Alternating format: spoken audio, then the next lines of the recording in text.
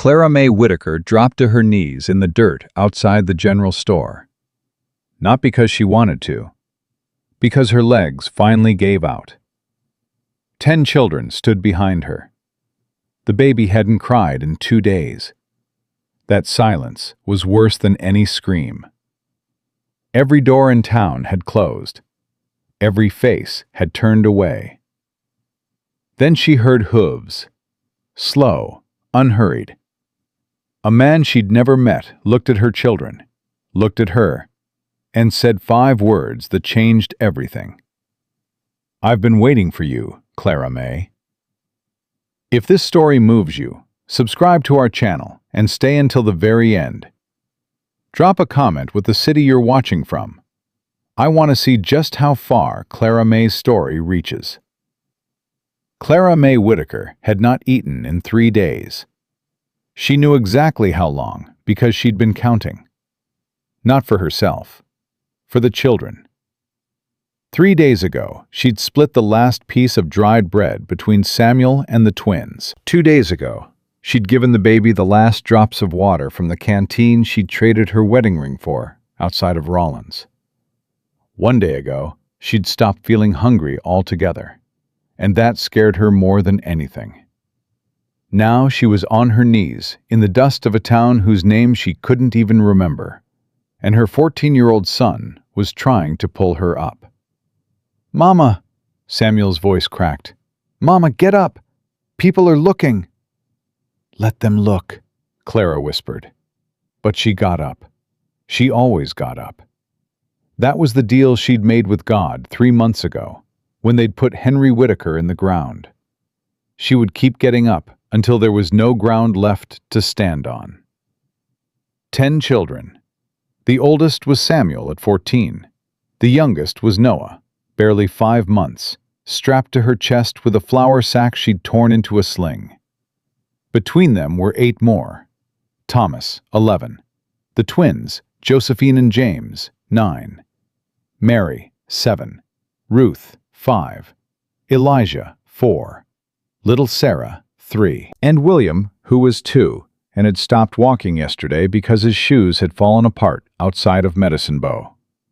Clara carried William on her hip and Noah against her chest, and walked into town like a woman who still had a reason to walk. She didn't. But the children didn't need to know that. "Wait here," she told Samuel. "Keep them together."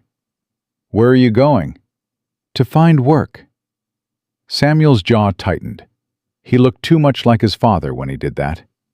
Same stubborn line in his mouth. Same way his eyes went flat when he was trying not to feel something. "Nobody's going to hire you, Mama." "Then I'll ask until somebody does." She walked to the general store first. A man with a flour-dusted apron stood behind the counter, stacking tins of peaches onto a shelf. He didn't look up when the bell rang. "Sir," Clara said, "I'm looking for work, any kind. I can cook, clean, mend, sew. I can keep books if you need. I'm not asking for charity. I'm asking for a chance to earn." The man looked up, looked past her. Through the window, he could see the children sitting in a line along the boardwalk. "All those yours?" "Yes, sir." "Every one of them?" "Every one." He went back to stacking tins. "Can't help you, ma'am." Clara nodded. "Thank you for your time." She walked to the livery stable. A boy no older than Samuel was shoveling manure into a wheelbarrow. "Is the owner in?" The boy jerked his thumb toward the back. Clara found a man repairing a saddle, his fingers black with leather oil.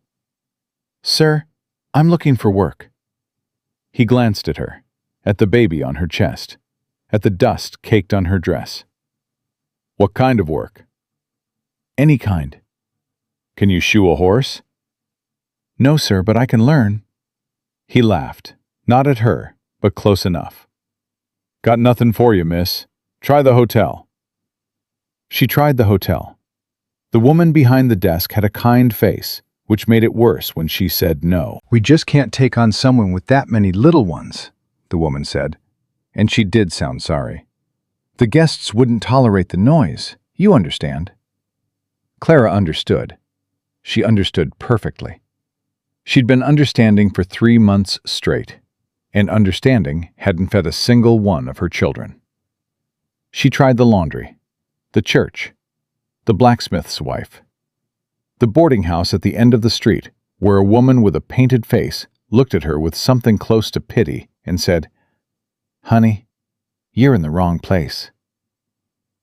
Every door closed. Every single one. By the time Clara walked back to the boardwalk where her children sat, her hands were shaking, and there was a metallic taste in her mouth that she recognized as the taste of a body starting to eat itself. Samuel looked up. He didn't ask. He could see it on her face.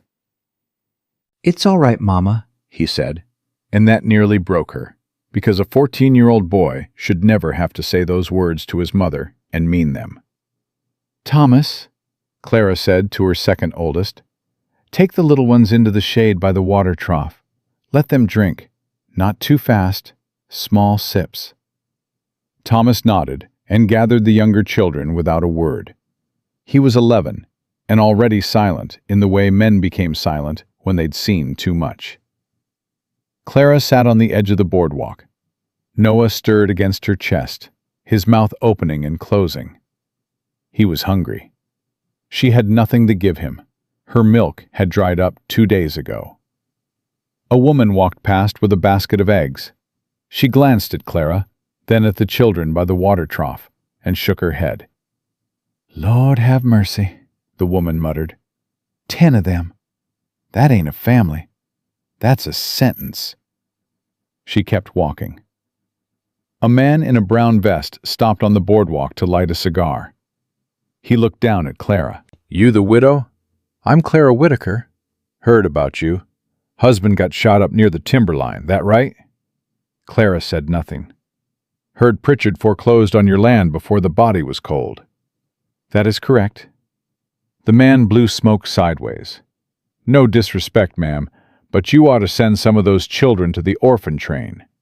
No man with sense is going to saddle himself to a woman with 10 mouths to feed. You're young enough. You could start over, but not like this." Clara looked at him. "I appreciate your concern. I'm just being practical." "I said I appreciate it." He shrugged and walked away. Samuel had heard every word. Clara could tell because his hands were balled into fists and the color had gone out of his face. "Don't," she said. "He's got no right. I said don't, Samuel." The boy turned away. His shoulders were shaking. Clara closed her eyes. She could feel the heat pressing down on her, like a hand trying to push her into the earth. Noah whimpered. William had fallen asleep on the ground next to Mary, who was stroking his hair the way Clara used to stroke hers before the world came apart. She had 40 cents, a torn dress, no land, no husband, no prospects, and 10 children who hadn't eaten a real meal in 4 days. She was going to lose them. She could feel it coming the way you feel a storm before you see it. That pressure in the bones, that stillness in the air. Someone would report her. The county would intervene. They'd take her children and scatter them across 4 states, and she would never see them whole again. Clara Mae Whitaker was not a woman who cried easily. She had buried her husband without tears. She had walked away from her own home without tears. She had carried 2 children across 60 miles of Wyoming territory without tears. But sitting on that boardwalk, with her baby going quiet against her chest, and her oldest boy trying not to cry behind her, something cracked. Not loudly. Just a small sound, deep inside, like a branch giving way under snow. She bowed her head. And that's when she heard the hooves. Slow. Deliberate. The sound of a horse that wasn't in any hurry, ridden by a man who wasn't in any hurry either. Clara didn't look up. She'd stopped looking up at the sound of approaching horses weeks ago. Horses meant men, and men meant either pity or proposition, and she had no use for either. But this horse stopped, right in front of her. She heard the creak of leather as the rider dismounted, heard boots on the packed earth, heard the horse blow air through its nose and stamp once. "Clara Mae Whitaker?" She looked up. The man stood against the sun, so she couldn't see his face at first. Just the outline of him. Tall, lean, wearing a hat that had seen better years. When he shifted, the light caught him properly. He was maybe 38, with a face that had been weathered by something harder than wind. There was a scar along his jaw, thin and white, like a memory that wouldn't quite fade. He wasn't smiling, but he wasn't frowning either. His eyes moved from Clara to the children by the water trough, counting them silently. He lingered on Noah, on William's bare feet, on Samuel, who had stepped forward with his fists still clenched. "Who are you?" Samuel demanded. The man looked at him. "Ethan Cole." "We don't know any Ethan Cole." "No," the man agreed. "You don't." He looked back at Clara. "Ma'am, when did these children last eat?" Clara's throat closed. She couldn't answer that question. If she answered that question honestly, in public, in front of God and this town, they would take her babies away. Ethan Cole seemed to understand that silence. He reached into his saddlebag and pulled out a cloth bundle. Inside was bread. Good bread. Dense and dark and real. He crouched down, not in front of Clara, but in front of William, who was awake now and staring with wide, glassy eyes. "Hey there, little man," Ethan said quietly. "You hungry?" William looked at Clara. Even at 2 years old, he knew to look at his mother first. Clara nodded. William took the bread with both hands and bit into it so hard his whole body shook. Ethan stood up and pulled a canteen from his saddle. He handed it to Samuel. "Give that to your mama first." Samuel didn't move. "Boy?" Ethan's voice was not unkind, but it carried weight. "Your mama's about to fall over. Give her the water." Samuel took the canteen. He handed it to Clara. Their fingers touched, and she could feel how badly he was trembling. Clara drank. The water hit her empty stomach like a fist, and she almost doubled over, but she held steady. She passed the canteen back to Samuel, who carried it to the younger children. Ethan reached into the saddlebag again. More bread, jerky. 2 apples that looked like they'd been picked that morning. The children ate in silence. The kind of silence that only truly hungry children make. No talking, no fighting. Just the desperate mechanical work of putting food into their bodies while they still could. The woman with the eggs had stopped to watch. The man with the cigar had come back out of the saloon and was leaning against the post. 2 other women stood across the street, whispering behind their hands. Ethan ignored all of them. "Man," he said to Clara, "I've got a ranch about 4 miles west of here. 3-room house, a barn, a well that runs clean year-round. There's work that needs doing, and I reckon I could use the help." Clara stared at him. "You don't know me." "I know enough." "You don't know anything about me." "I know your name is Clara Mae Whitaker.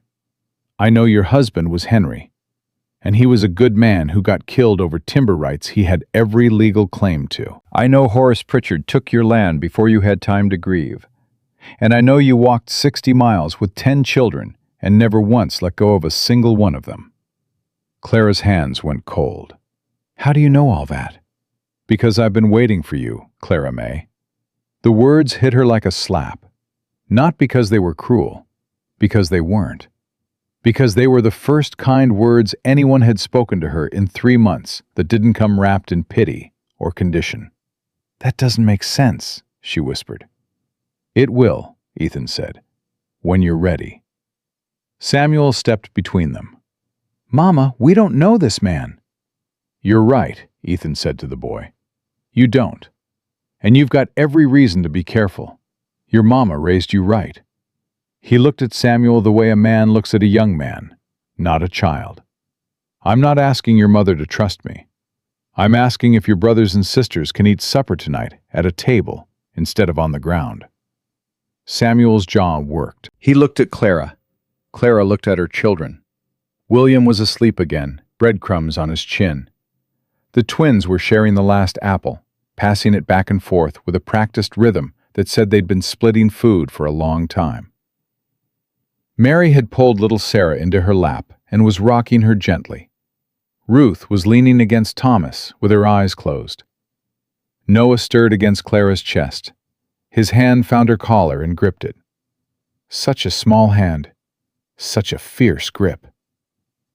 4 miles? Clara asked. 4 miles. And you've got work. I've got plenty of work. This isn't charity. No, ma'am. This is a job offer. Clara looked at the town, at the closed doors, at the windows where faces watched and whispered, at the woman with the eggs who was still standing there, mouth open, like she was watching something she couldn't quite believe. 1 week, Clara said. I'll work for 1 week. If it doesn't suit, we leave. Ethan nodded. Fair enough. He turned to his horse and began adjusting the stirrups. Then he stopped. Without a word, he lifted William off the ground and set him gently on the saddle. The boy's eyes flew open, startled, then went wide with wonder. He grabbed the saddle horn with both hands and looked down at his mother as if he'd been placed on top of the world. Ethan picked up little Sarah next, then Ruth. 3 small children on the back of a patient horse that stood perfectly still as if it understood. Thomas, Ethan said, you and James walk with me up front. Josephine, Mary, you stay close to your mama. Samuel, he paused, you walk wherever you want. Nobody's telling you different. Samuel looked at him for a long moment. Then he walked to the back of the line, behind everyone, where he could watch Ethan Cole's every move. Clara shifted Noah higher on her chest and took her first step. The man with the cigar called out from the saloon porch. You're a fool, Cole. That woman's nothing but a dead man's debt. Ethan didn't turn around, didn't slow down, didn't flinch. But Clara did. She stopped, turned, looked the man dead in the eye. My name, she said, is Clara Mae Whitaker, and I am no man's debt. She turned back around and kept walking. 4 miles west, 10 children, 1 stranger who knew her name, and a gate somewhere ahead that was already open. The gate was already open. Clara saw it from a 1/4 mile out, and something in her chest pulled tight. A gate left open in Wyoming territory meant one of 2 things: a man who didn't care what wandered in, or a man who'd been expecting company. Ethan Cole hadn't said a word for the last mile.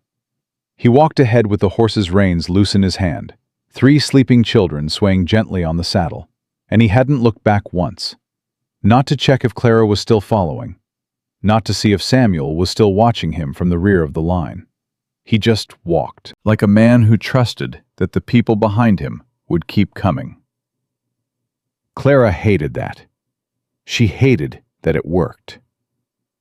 Mama, Thomas tugged her sleeve. Is that a real house? It's a house, Thomas. With walls? With walls. The boy went quiet. They'd been sleeping in ditches and church doorways for 6 weeks. Walls meant something to an 11-year-old who'd forgotten what a roof sounded like in the rain. Ethan led them through the gate and stopped at the porch. He lifted Ruth down from the horse first, then Sarah, then William, who had woken up and was gripping the saddle horn like he'd been born to ride. There's a pump around the side, Ethan said to Samuel. Water's clean. Let the little ones wash up. There's soap on the ledge. Samuel didn't move. Samuel, Clara said quietly. The boy looked at her, looked at Ethan. Then he turned and gathered his brothers and sisters without a word. Clara stood on the porch with Noah against her chest. Ethan was pulling the saddle off his horse, moving with the easy rhythm of a man who'd done the same thing 10,000 times. "Mr. Cole, ma'am, you said you knew my husband." Ethan's hands paused on the cinch strap, just for a second. "I said I knew your name." "That's not an answer." "No, ma'am, it's not." He pulled the saddle free and set it on the rail. "You want answers tonight, or you want your children fed?" Clara's jaw tightened. "Both." The ghost of something, not quite a smile, crossed Ethan's face. "Fair enough. Answers after supper." He wasn't lying about supper. There was salt pork in the pantry, beans, cornmeal, a jar of preserved peaches that Josephine stared at like it was made of gold. Ethan cooked without ceremony, just a man putting food in the skillet and making sure there was enough for 12. Clara tried to help. He shook his head. "Sit down, Mrs. Whitaker. You've been walking for 60 miles. You can stand up again tomorrow." She sat. She hated that too. The children ate at a real table for the first time in 6 weeks. Nobody spoke. William ate so fast he choked, and Thomas had to pound his back while Mary held his water cup steady. The twins split everything evenly without being told. 1 spoonful for Josephine, 1 for James, back and forth, a rhythm so practiced it broke Clara's heart. Samuel ate last. He waited until every sibling had a full plate before he touched his own food.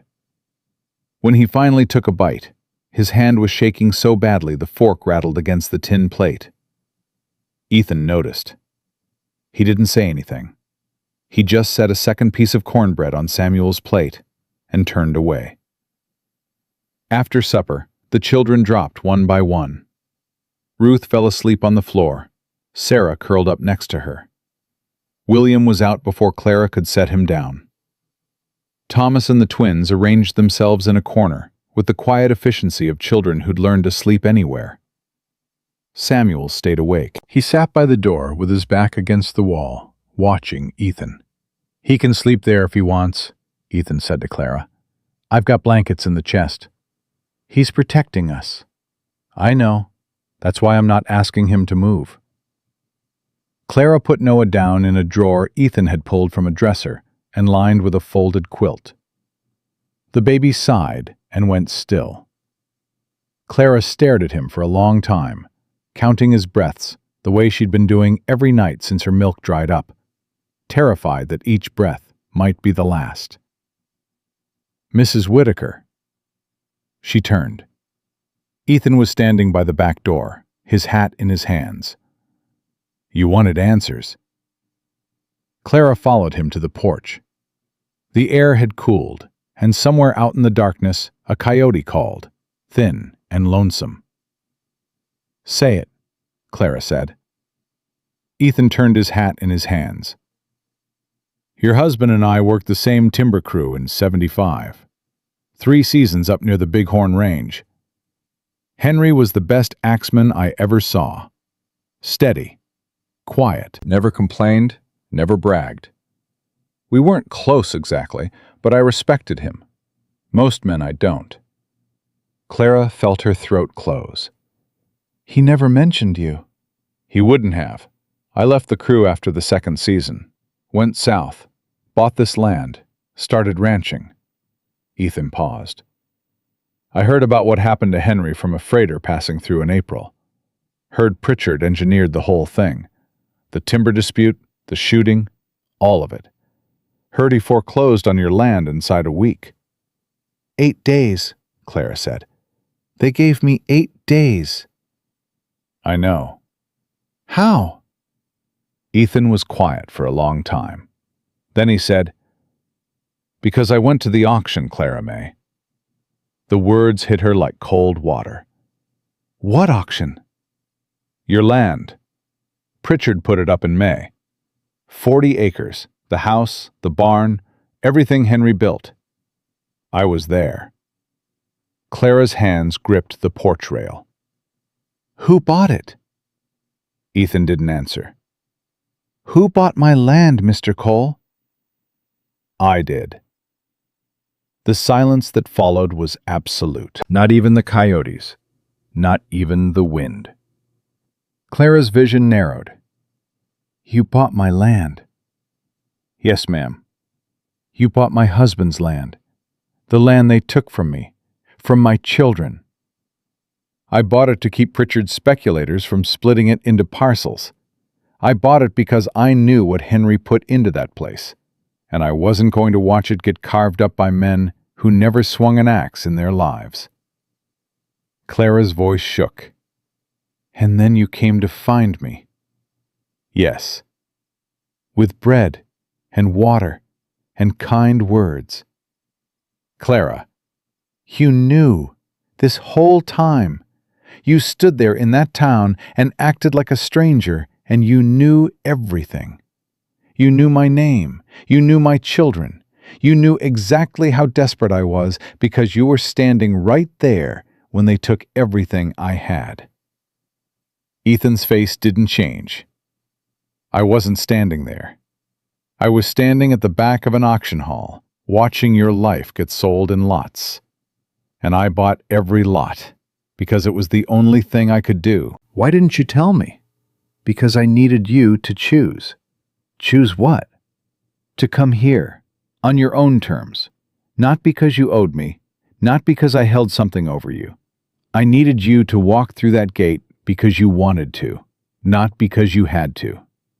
Clara was trembling, her whole body, from her jaw to her hands to the bones in her feet. "You had no right." "You're correct.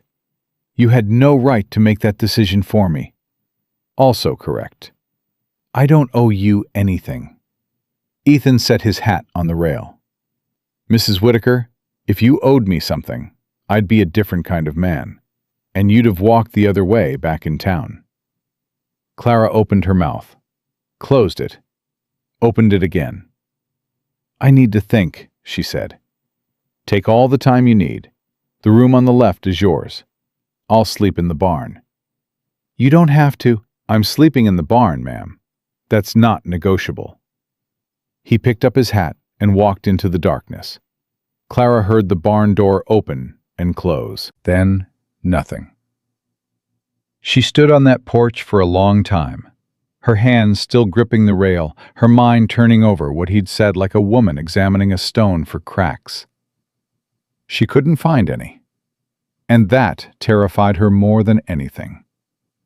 Morning came hard and fast. Clara woke to the sound of a hammer. She'd fallen asleep in a chair by the children, and her neck ached, and Noah was crying, and for one disoriented second, she didn't know where she was. Then she remembered. She fed Noah. The pantry had a tin of condensed milk that she mixed with water, and the baby drank like he'd been dying, which he probably had been. She changed him with a strip of cloth torn from a pillowcase, and held him until his crying turned to hiccuping, turned to silence. Outside, the hammer kept going. Clara found Ethan at the fence line with Samuel beside him. The boy was holding a post steady while Ethan drove nails. They weren't talking, but they were working in rhythm. Samuel bracing, Ethan swinging. Samuel adjusting, Ethan driving. And the silence between them wasn't hostile anymore. It was something else. Something Clara hadn't seen in her son since before Henry died. "He came out at dawn," Ethan said, without looking up. "Asked if there was work. I said there was always work." Samuel glanced at Clara. "The east fence is down in 3 places. Coyotes have been getting through." "Since when do you know about fence lines?" Clara asked. "Since this morning," Samuel said, and there was something in his voice, not pride exactly, but close. Close enough. By the 3rd day, something was happening that Clara didn't have a name for. The children were changing. Not dramatically, not overnight, but in small ways that accumulated until she couldn't ignore them. Thomas started talking again. He'd gone nearly silent after Henry's death, answering in nods and shrugs, retreating into himself like a turtle pulling into its shell.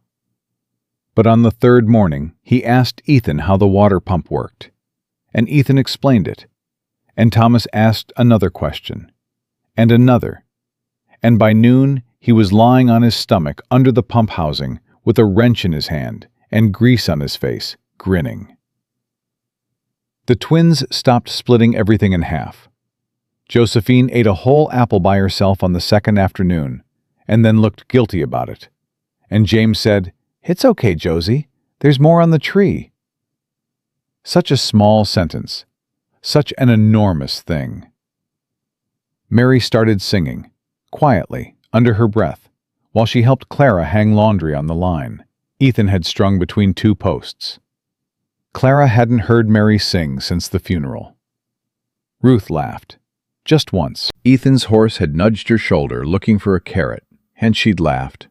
A bright, startled sound that made every head in the yard turn.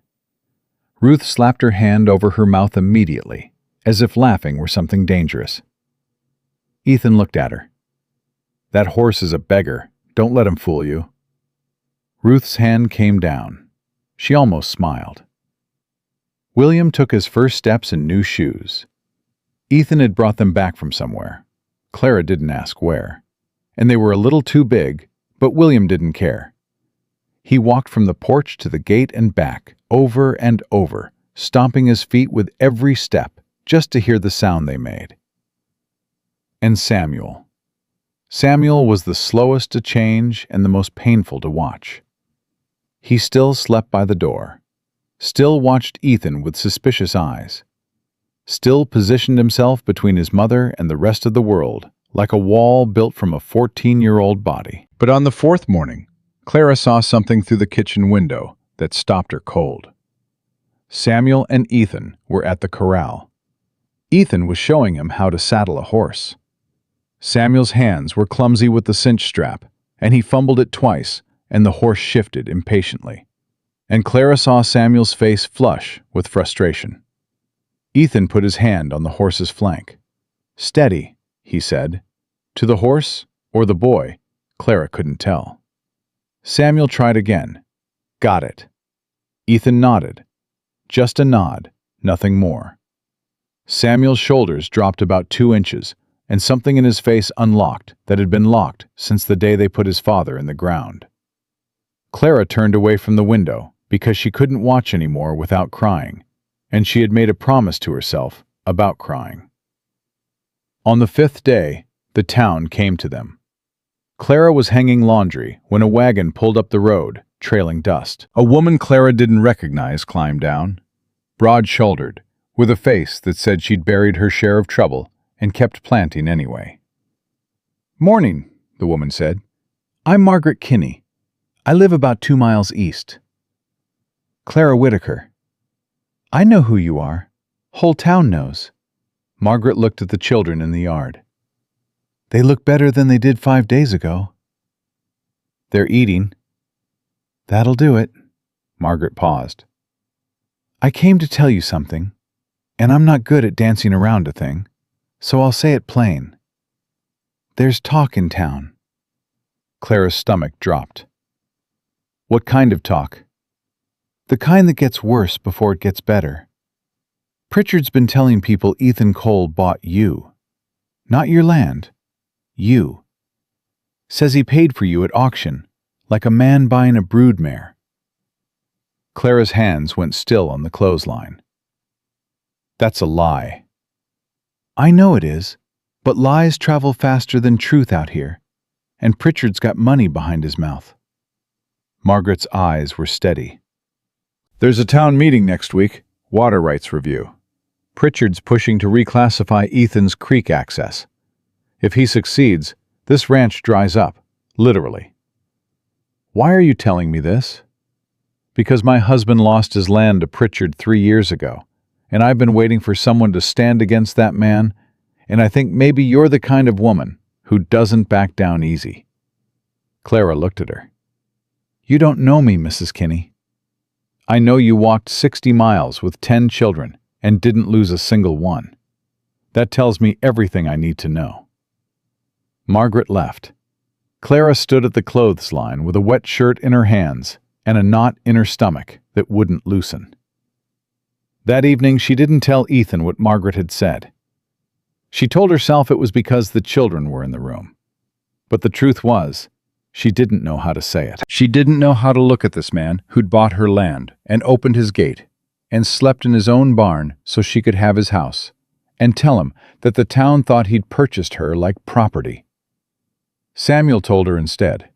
He came in at dusk, white-faced and shaking, and he didn't even take off his boots. "I went to town," he said. Clara's blood went cold. "I told you not to go to town alone." "I went to get nails for the south fence. Ethan gave me money for nails." Samuel's voice was tight, controlled, the way a wire is controlled right before it snaps. "There were men outside the feed store. They didn't see me at first. They were talking about us." "Samuel." "They said Ethan Cole bought our mama at auction. They said he paid $32 for you. They said—" The boy's voice cracked. "They said you were cheaper than his last horse." The room went dead silent. Thomas looked up from the table. The twins stopped mid-chew. Mary pulled Sarah closer. "That is not true," Clara said. "Samuel, look at me. That is not what happened." "Then what did happen?" Samuel's eyes were burning. "Because he bought our land, Mama. You told me that. He went to an auction and he bought our land, and then he came to find us. How is that different? How is that any different from what those men said?" "Because he didn't. He bought our home." Samuel's voice broke open. Not a crack this time. A rupture. "Papa's home. The home Papa built with his own hands, and they took from us. And this man, this stranger, he walked into an auction and he bought it, and then he showed up in town with bread like he was doing us a favor." "Samuel, stop." "No, I won't stop. Everyone in that town thinks we belong to him now. Everyone thinks you're his property. Is that what Papa would have wanted? Is that why he built that house? So some stranger could buy it and buy us with it?" Ethan's voice came from the doorway. Quiet. Level. "Your father would have wanted you fed." Samuel spun. His fists came up. "Don't you talk about my father. Don't you ever talk about my father." Ethan didn't step back. Didn't raise his hands. Didn't change his expression. He just stood there, filling the doorway, looking at this boy, who was half his size and twice his fury. "You're right to be angry," Ethan said. "I'd be angry too. I don't need your permission to be angry." "No, you don't." Samuel was breathing hard. His whole body was coiled. Clara saw it. The moment right before a 14-year-old boy does something he can't take back. She saw it, and she couldn't reach him in time. Samuel swung. It wasn't a good punch. It was wild and desperate, and fueled by 3 months of grief and 5 days of confusion, and a lifetime of being too young to carry what he was carrying. His fist caught Ethan on the shoulder, not the jaw, because Ethan turned just enough to take the blow where it wouldn't hurt the boy's hand. Samuel stumbled forward with the momentum. Ethan caught him. Not roughly, not gently. Just caught him the way you catch something falling. The boy fought. For about 3 seconds he fought against Ethan's grip with everything he had, thrashing and cursing and trying to land another punch. Then he broke. The sound Samuel made was not a sound Clara ever wanted to hear again. It came from somewhere deeper than his chest, deeper than his belly, from some dark underground place where a 14-year-old boy had been storing every scream he hadn't screamed since the day his father didn't come home. Ethan held him. That's all. He just held him and let the boy shake apart in his arms, and he didn't say a word. Clara stood frozen with her hand over her mouth and tears streaming down her face. The other children watched in absolute silence. Thomas had his arm around the twins. Mary was crying quietly. Even Noah had gone still. When it was over, when Samuel had emptied himself of whatever had been building since April, the boy pulled back. His face was swollen. His nose was running. He couldn't look at anyone. "I'm sorry," Samuel whispered. "Don't be," Ethan said. "You've been carrying that a long time." "I shouldn't have hit you." "You hit like your daddy. Left side, open shoulder. He caught me the same way in Bighorn when I beat him at cards." Ethan paused. "I deserved it then, too." Samuel made a sound that might have been a laugh if it hadn't been wrapped in so much pain. "Go wash your face," Ethan said. "There's biscuits on the stove." Samuel went. The other children slowly, carefully, went back to what they'd been doing, with the practiced skill of children who'd learned that sometimes the best thing to do after an explosion was pretend it hadn't happened. Clara was still standing by the table. She couldn't move. She couldn't speak. Ethan looked at her. "I should have told you sooner." "Yes. I was wrong not to." "Yes, you were." "If you want to leave, I'll hitch the wagon at dawn. I'll drive you wherever you want to go." Clara looked at this man, this scarred, quiet, infuriating man who'd bought her dead husband's land and waited for her at the end of a 60-mile road and let her son hit him without flinching. She looked at him and she felt something she hadn't felt in 3 months. Anger. Real, burning, clarifying anger. Not at him, not entirely. At everything. At Pritchard and the auction and the town and the closed doors and the 60 miles and the metal taste and the baby who'd stopped crying and the husband who'd left her. At the whole brutal machinery of a world that could take a woman's life apart in 8 days and then judge her for the pieces. "I'm not leaving," Clara said. Ethan blinked. "Ma'am?" "You heard me. I'm not leaving. Not because of you. Not because of this ranch. Because those men in town said I was bought and paid for. And if I run now, that becomes the truth." Clara's voice was low and steady, and it shook the room. "I have been pushed out of my home. I have been refused work. I have been told to give away my own children. I have walked 60 miles in torn shoes, carrying 2 babies. And I am done running." Ethan said nothing. He just looked at her. "But you are going to give me back my land," Clara said. "You are going to sign it over, legally, in front of witnesses, and the whole town is going to know that Clara Mae Whitaker owns what her husband built, and nobody, not Pritchard, not you, not any man alive, holds claim over her." Something shifted in Ethan's face. Something that had been guarded cracked open, just a fraction, and underneath it, Clara saw something she wasn't ready to name. "Yes, ma'am," he said. Clara nodded once.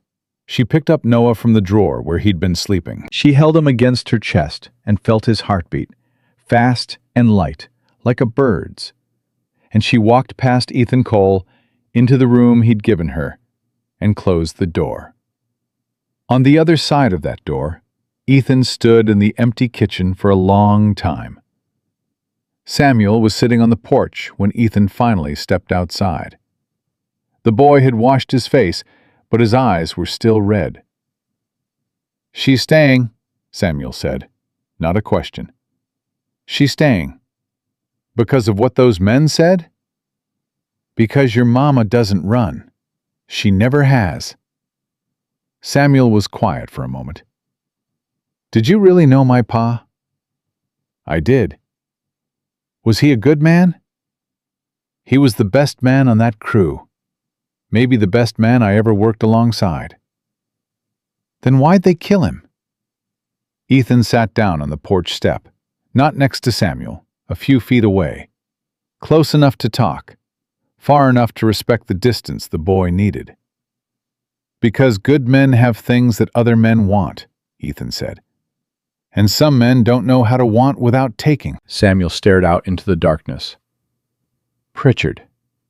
Pritchard. Is he going to come for this place too? He's going to try. What are you going to do about it? Whatever I have to. Samuel looked at him, really looked at him, for the first time without suspicion, without defense, with just the raw and terrible openness of a boy who needed to know that somewhere in this world there was a man who would stand between his family and the thing that was coming for them. "Then I'm going to help," Samuel said. Ethan nodded. He didn't argue. He didn't tell the boy he was too young, or that it wasn't his fight. He just nodded, the way one man nods to another when an understanding has been reached. Somewhere inside, Noah started crying. Clara's voice came soft through the wall, singing something low and wordless, and the baby settled. Samuel leaned back against the porch post and closed his eyes. For the first time in 3 months, he didn't sleep by the door. He slept where he was, on the porch, under the sky, with Ethan Cole sitting 3 feet away, watching the road, watching the darkness, watching for whatever was coming. And something was coming. They both knew it. Pritchard wasn't the kind of man who lost, not without a fight. Pritchard came on a Tuesday. Clara was kneading dough when she heard the wagon. Not the slow creak of Margaret Kinney's mare, or the familiar rhythm of Ethan's horse coming back from the creek. This was different, heavier, deliberate. The sound of a man arriving with the full weight of his intentions. She wiped her hands on her apron and looked through the window. A black carriage with brass fittings sat in the yard. 2 men on horseback flanked it.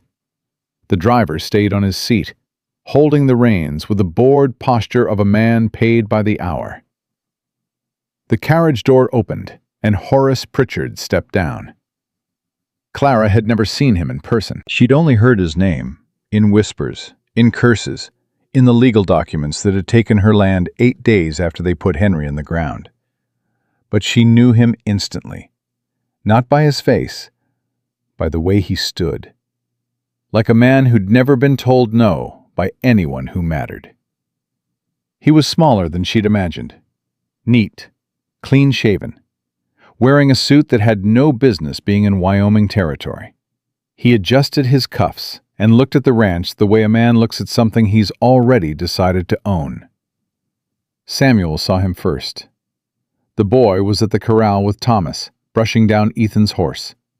He went rigid, and his hand closed around the brush so tight his knuckles went white. "Thomas," Samuel said, "take the little ones inside." "Why?" "Now, Thomas." Thomas didn't argue. He gathered the twins from the garden, scooped up William, called for Mary and Ruth. Within a minute, the yard was empty except for Samuel, who stood at the corral fence with the brush still in his hand. Ethan came around the side of the barn. He'd been repairing the south wall, and there was sawdust on his sleeves. He stopped when he saw the carriage. His face didn't change, but something in his body shifted. A tightening, a gathering, the way a man's whole frame pulls inward when he's preparing for something. "Pritchard," Ethan said. "Cole," Pritchard smiled. It was the kind of smile that had nothing behind it. "Been a while." "Not long enough." Pritchard looked around the yard. His eyes found the laundry on the line, the children's shoes on the porch, the quilt Clara had hung over the railing to air out. "Cozy," Pritchard said. "Domestic. Didn't figure you for the family type, Cole." "What do you want, Horace?" "Straight to business. I always liked that about you." Pritchard reached into his coat and produced a folded document. "Water rights review. Town council moved it up. Hearings Thursday." "That's 2 days from now." "County assessor's schedule is tight." "You understand." Ethan took the document, read it. His jaw tightened, but his hands stayed steady. Clara stepped onto the porch. She hadn't planned to, but something pulled her forward. The same instinct that had made her stand up in the dirt outside the general store. The same refusal to be invisible that had carried her 60 miles. Pritchard saw her, and his smile changed, became something else. Something that made Clara's skin crawl. "Mrs. Whitaker," he said. "I was sorry to hear about Henry." Clara said nothing. "Fine man, hard worker. Terrible judge of business partners, but that's neither here nor there." Pritchard tilted his head. "You look well. Better than I'd expected, given the circumstances." "What circumstances would those be, Mr. Pritchard?" "A widow, 10 children, no land, no income, no legal standing." He spread his hands. "And yet here you are, in another man's house, wearing another man's charity. It's admirable in its way." Ethan stepped forward. "That's enough." "Is it?" Pritchard looked between them. "Because from where I stand, this arrangement raises questions. A single man, an unmarried woman with 10 children, living under the same roof. The county might have concerns about the welfare of those minors." Clara's blood turned to ice. "You wouldn't," she said. "I wouldn't what, Mrs. Whitaker? I'm merely observing that the county has standards. Children need stability, legal guardianship, a proper family structure." He paused. "The orphan trains run through Cheyenne twice a month. Fine institutions. Good Christian families waiting to provide what a struggling widow cannot." The world narrowed to a single point. Clara felt it happen. Everything else falling away until there was nothing but Pritchard's face and the sound of her own heartbeat roaring in her ears. "If you touch my children," Clara said, and her voice came from a place she didn't know she had, "I will burn your name out of this territory." "I don't care what it costs me." Pritchard raised an eyebrow. "Strong words for a woman with nothing. I've got 10 children who know the truth about what you did to their father. I've got a dead husband's name that every honest man in this county respected. And I've got 2 hands and a voice, and I will use both of them in that hearing on Thursday." Pritchard's smile faltered, just for a second. Just long enough for Clara to see something underneath. Not fear, not yet, but the first flicker of miscalculation. He recovered quickly. "Thursday, then. I look forward to it." He turned and walked back to his carriage. One of his riders leaned down and said something Clara couldn't hear.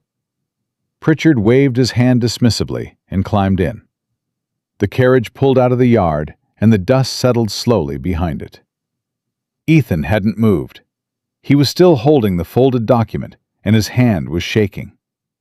Not with fear, Clara could see that.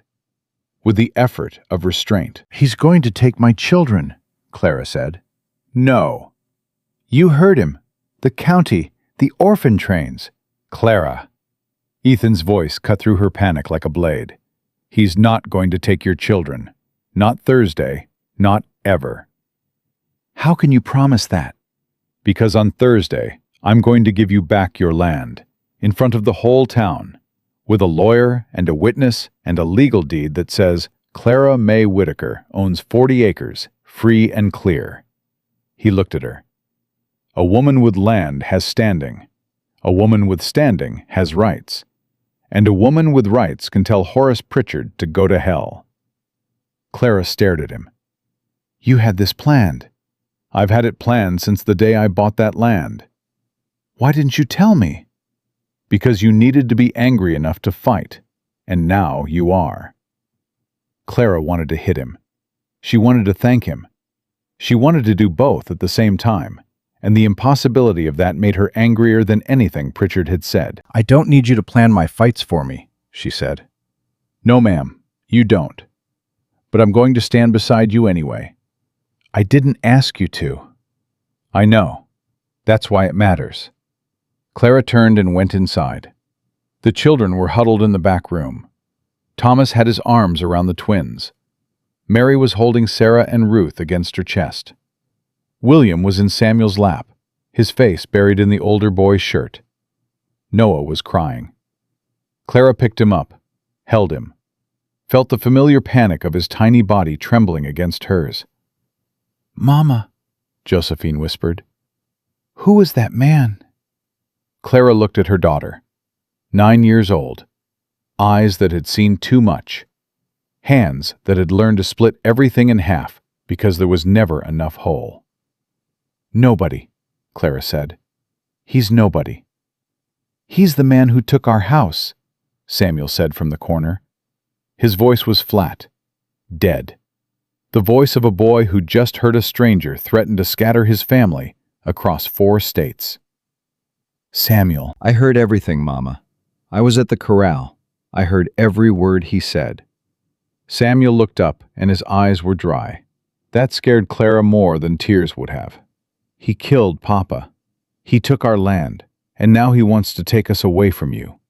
Clara knelt down. She took Samuel's face in her hands. "Listen to me. I need you to hear this. No one is taking you. No one is taking any of you. Not Pritchard, not the county, not God himself if he came down and asked." "How, Mama? How are you going to stop him?" "By standing up in that hearing on Thursday and telling the truth. Every piece of it." "What truth?" "That your father was murdered for his land. That Pritchard engineered the foreclosure. That every widow in this county who lost her home lost it to the same man." Clara's voice hardened. "The truth, Samuel. The weapon no one in this town has had the courage to use." Samuel looked at her for a long time. Then he nodded, not the way a child nods. The way a soldier nods before a battle he knows he might not win. The next 2 days moved like a fever. Margaret Kinney came Wednesday morning with a ledger. She'd been keeping records for 3 years. Every foreclosure, every auction, every piece of land Pritchard had taken from widows and struggling families across the territory. Names, dates, amounts. A paper trail that stretched back to 1874. "This won't hold up in a court of law," Margaret warned. "It's not evidence, it's a widow's notebook." "It's 27 families," Clara said, flipping through the pages. 27. 29. I missed 2 in the beginning. Didn't know what I was looking at. Clara looked at her. "Why didn't you bring this forward sooner?" Margaret's face tightened. "Because my husband told me not to. And then my husband lost everything and drank himself to death. And by then, it was too late. Nobody listens to a widow, Mrs. Whitaker. Not in this territory. Not anywhere." "They're going to listen Thursday." "Are they?" "Pritchard owns the assessor. He owns half the town council. The judge rides his horses and drinks his whiskey. Who exactly is going to listen?" "Everyone who shows up." Margaret stared at her. "You really think you can win this?" "I think I have to." That night, Clara couldn't sleep. She sat at the kitchen table with Margaret's ledger open in front of her and a candle burning down to a stub. She read every entry, every name, every date. 29 families, 43 children orphaned or displaced, 11 widows who'd lost everything within a year of losing their husbands. A pattern so clear it was practically a signature. Pritchard didn't just foreclose on struggling families. He created the conditions for their failure.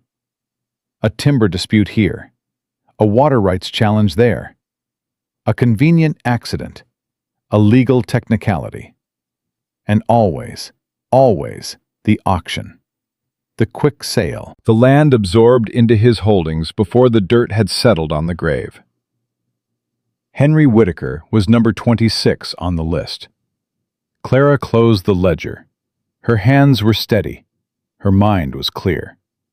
And somewhere in the back of her skull, in the place where fear usually lived, there was nothing. Just silence. The silence of a woman who had found the bottom and discovered it was solid ground. Thursday broke hot and still. Clara put on the only clean dress she had. She pinned her hair the way her mother had taught her.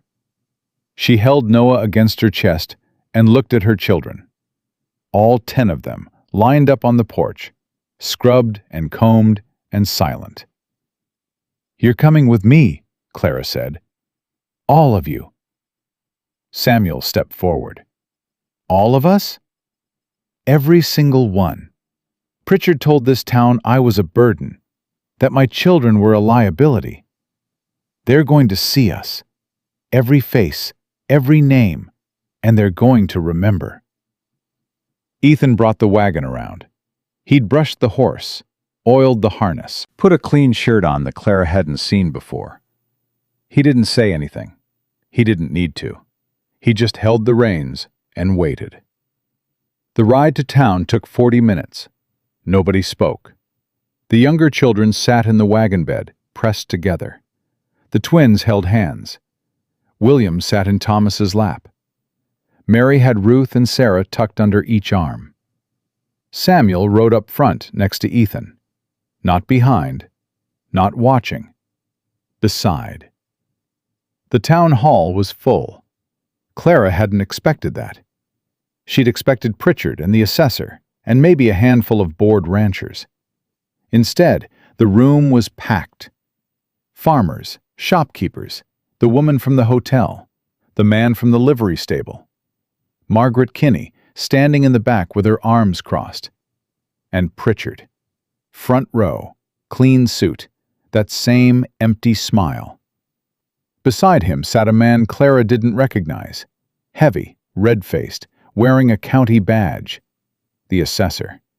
And next to him, a man in a black coat who had the look of a lawyer paid too well to have a conscience. Clara walked in with her children behind her. 10 of them. The baby on her chest. The toddler on her hip. The 14-year-old at her side. The room went quiet. Not polite quiet. The airless, suffocating quiet of a room full of people who know they're about to witness something they can't take back. Pritchard stood. "Mr. Assessor, if we could begin.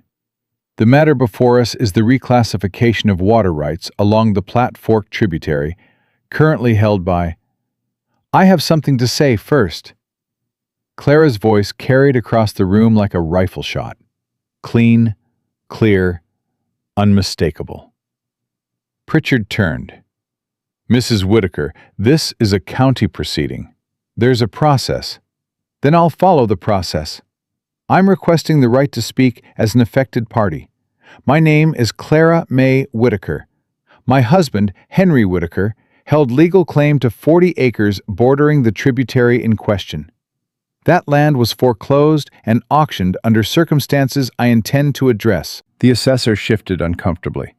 "Ma'am, this hearing concerns water rights, not land disputes." "It concerns both, sir, and you know it. Because if the water rights are reclassified, every small holding along that creek becomes worthless. And the only person who benefits from worthless land is the person buying it." Clara looked directly at Pritchard. "Isn't that right, Mr. Pritchard?" The room stirred. Whispers, shuffling feet. Pritchard's lawyer leaned forward. "Mr. Assessor, this is highly irregular. Let her speak." The voice came from the back of the room. Margaret Kinney, arms still crossed, face like iron. "Let the woman speak." A murmur of agreement rolled through the crowd. The assessor looked at Pritchard. Pritchard's jaw tightened, but he nodded, one quick jerk. "You have 5 minutes, Mrs. Whitaker." Clara reached into the fold of her dress and pulled out Margaret's ledger. She held it up so the room could see it. "This book contains the names of 29 families in this territory who lost their land to foreclosure between 1874 and 1878. Every one of them owed money to the same bank.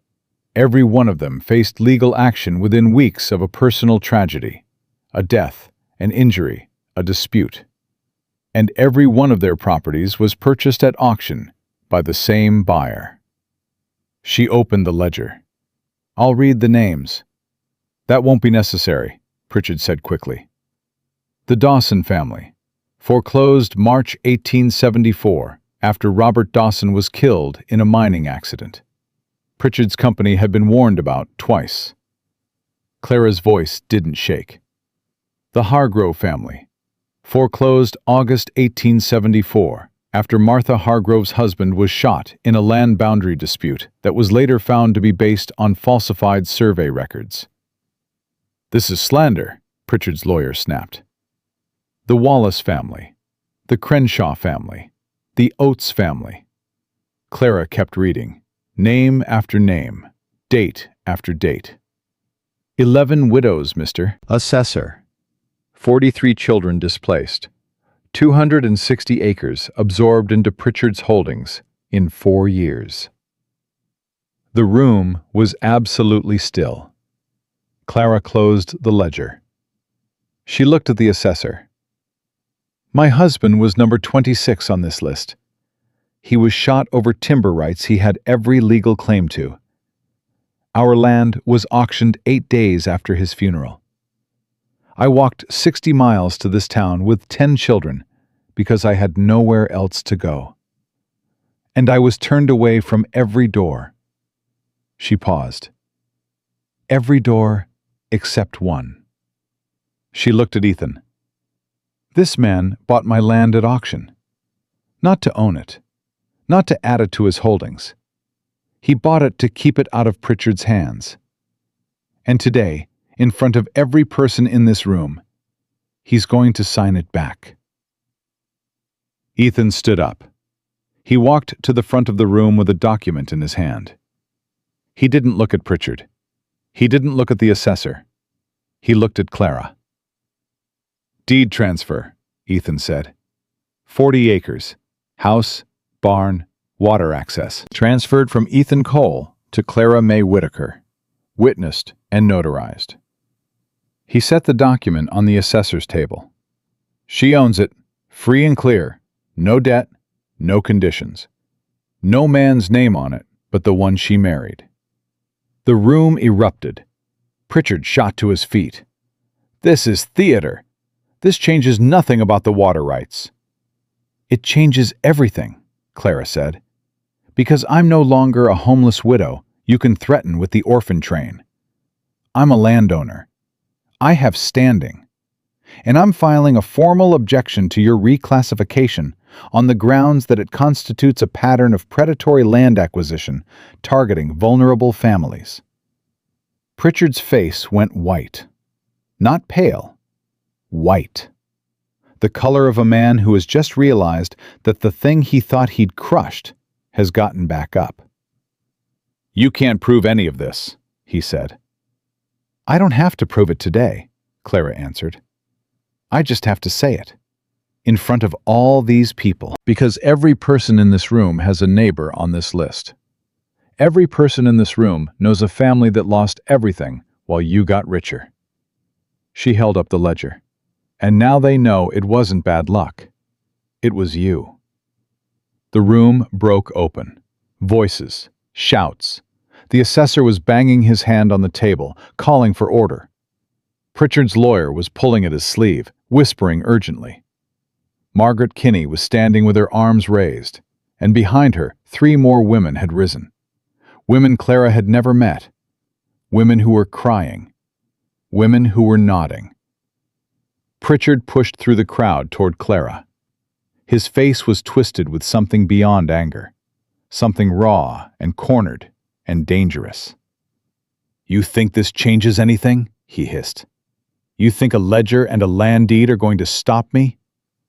I built this territory. I own the bank. I own the assessor. I own the judge. What do you own, Mrs. Whitaker? A dead man's dirt and a house full of mouths you can't feed." Clara looked him in the eye. "I own the truth, Mr. Pritchard, and unlike your land, you can't foreclose on that." Samuel stepped forward, 14 years old, his father's jaw, his mother's fire. "She's not alone," the boy said. Ethan stepped up beside him. "No, she's not." Margaret Kinney moved through the crowd until she was standing at Clara's other side. 29 families, Horace. You think none of us kept records?" The man from the livery stable stood up. "My brother was number 14 on that list. The woman from the hotel. My sister was number 21. One by one they rose. Not everyone, not the whole room, but enough. Enough to make the walls feel smaller. Enough to make Pritchard's lawyer close his briefcase. Enough to make the assessor put down his pen and say, very quietly, "This hearing is adjourned, pending further review." Pritchard stood in the center of it all, surrounded by the names of the people he'd broken, and for the first time in his life, he had nothing to say. He turned. He walked out. The carriage doors slammed. The hooves faded. Clara stood in the middle of the room with a ledger in one hand and her baby in the other. And the town looked at her, really looked at her. And what they saw was not a widow with 10 children. What they saw was a woman who had refused to disappear. The assessor called Clara to the table. He stamped the deed transfer. He signed it. He handed it to her with hands that weren't entirely steady. "Mrs. Whitaker," he said, "your land is yours." Clara took the paper, folded it, pressed it against Noah's back, against his heartbeat, against the warm proof that they were both still here.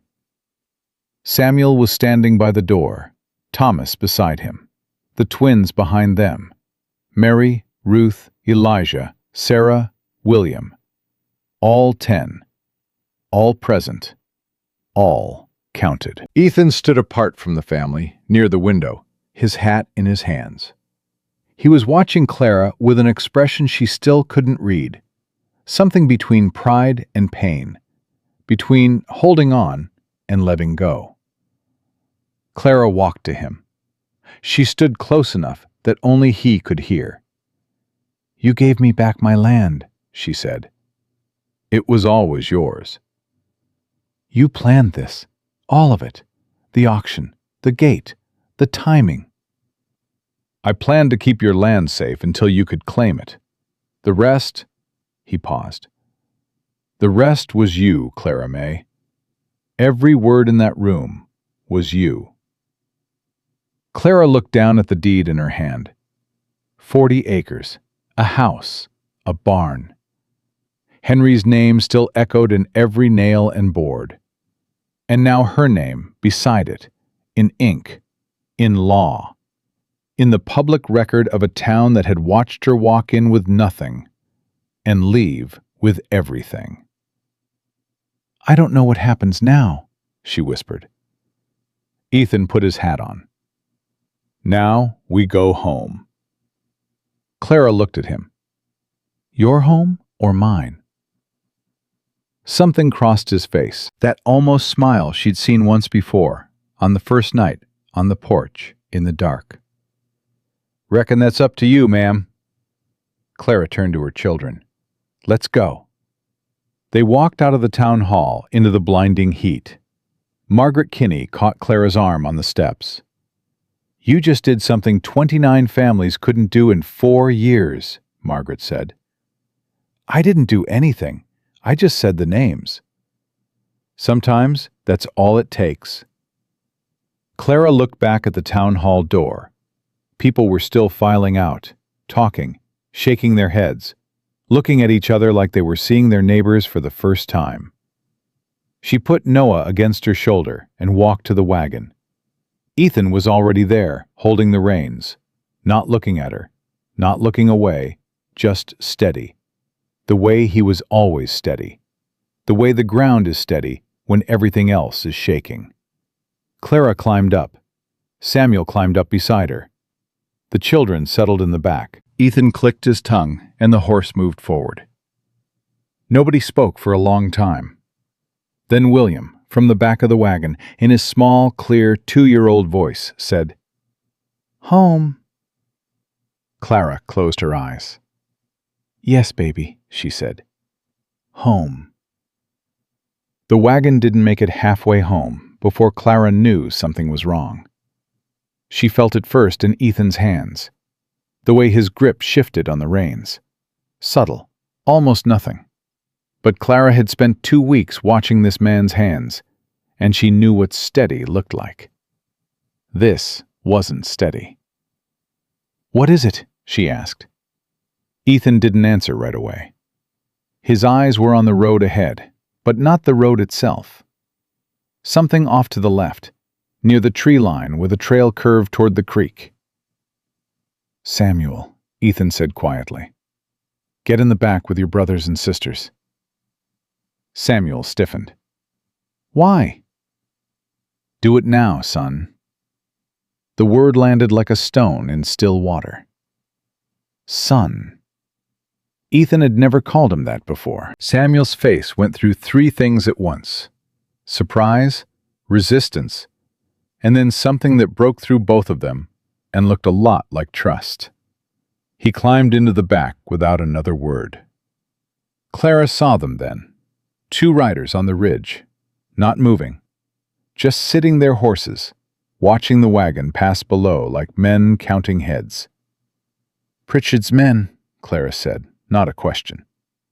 "Gideon Shaw on the left. Don't know the other one." "What do they want?" "Right now? Just to be seen. Pritchard lost in public today. A man like that doesn't lose quietly. He wants us to know he's watching." Clara's arms tightened around Noah. "He's trying to scare us." "He's trying to scare you. There's a difference." Ethan kept his voice low. "Pritchard knows I won't run. He's betting you will." "Then he doesn't know me." "No, ma'am, he doesn't." The riders stayed on the ridge until the wagon turned past the creek bend. Then they were gone. Clara didn't look back. She'd spent 3 months looking back, and it hadn't changed a single thing behind her. They reached the ranch at dusk. The gate was open, the way Ethan always left it. But tonight, it felt different. Tonight, it felt like a dare. Clara put the children to bed one by one. William first, because he was already asleep in Thomas's arms. Then the little girls, Sarah tucked against Ruth, Mary on the outside like a guard. The twins took their corner without being told. Elijah curled up at Thomas's feet, the way he always did, like a dog that had chosen its person. Samuel stood by the door. "I'm not sleeping tonight," the boy said. Clara opened her mouth to argue. Then she looked at her son, really looked at him, and saw something that hadn't been there 6 weeks ago. Not fear. Resolve.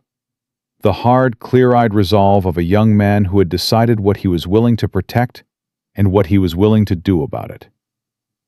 "Then sit on the porch," Clara said. "And if you see anything, you come to me first. Not Ethan. Me." Samuel nodded. He went out. Clara found Ethan in the barn. He was loading a rifle. The motion was practiced, mechanical. The hands of a man who'd done this enough times that the muscle knew what the mind didn't want to think about. "Don't," Clara said from the doorway. Ethan looked up. "Don't what?" "Don't load that gun and pretend this is just a precaution." "It is a precaution." "It's preparation. There's a difference." She stepped closer. "Tell me what you think Pritchard is going to do." Ethan set the rifle down. He rubbed his face with both hands, and for the first time since Clara had known him, he looked tired. Not physically. Something deeper. The kind of tired that lives in the bones of men who've been standing watch for too long, with nobody to relieve them. "Pritchard lost today," Ethan said, "in front of the whole town. His assessor can't push the water rights through now without it looking exactly like what it is. The ledger, the names, the pattern. Clara, you put a match to something that man's been building for 4 years. Good. It's not good. It's dangerous. A man like Pritchard, when he loses in public, he doesn't go quiet. He goes dark. He moves at night. He sends men like Shaw to do things that don't leave paper trails." "What kind of things?" Ethan was quiet for too long. "Ethan, what kind of things?" "Fences cut, wells poisoned, stock scattered. A barn fire, maybe, if he's feeling bold. He paused. Or he goes after the thing that hurts the most.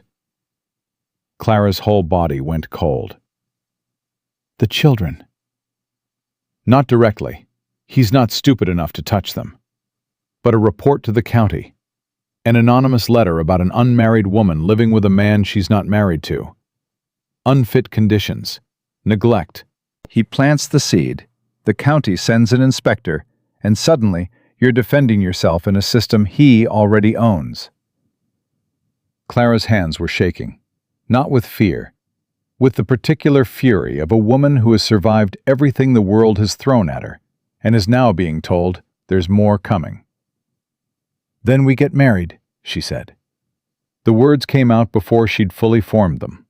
They hung in the air between them, solid, irreversible, and absolutely terrifying.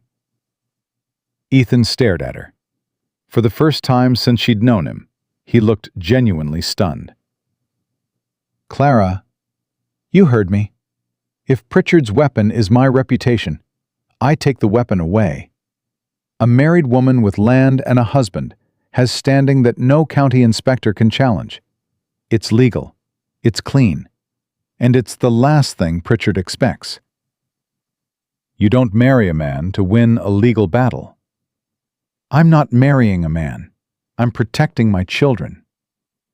That's the same thing, and you know it. Then tell me I'm wrong. Tell me there's another way to keep the county from taking my babies, and I'll do that instead." Ethan picked up the rifle, set it down again. Picked it up, set it down. His hands couldn't find a place to rest, and that told Clara more than any words could.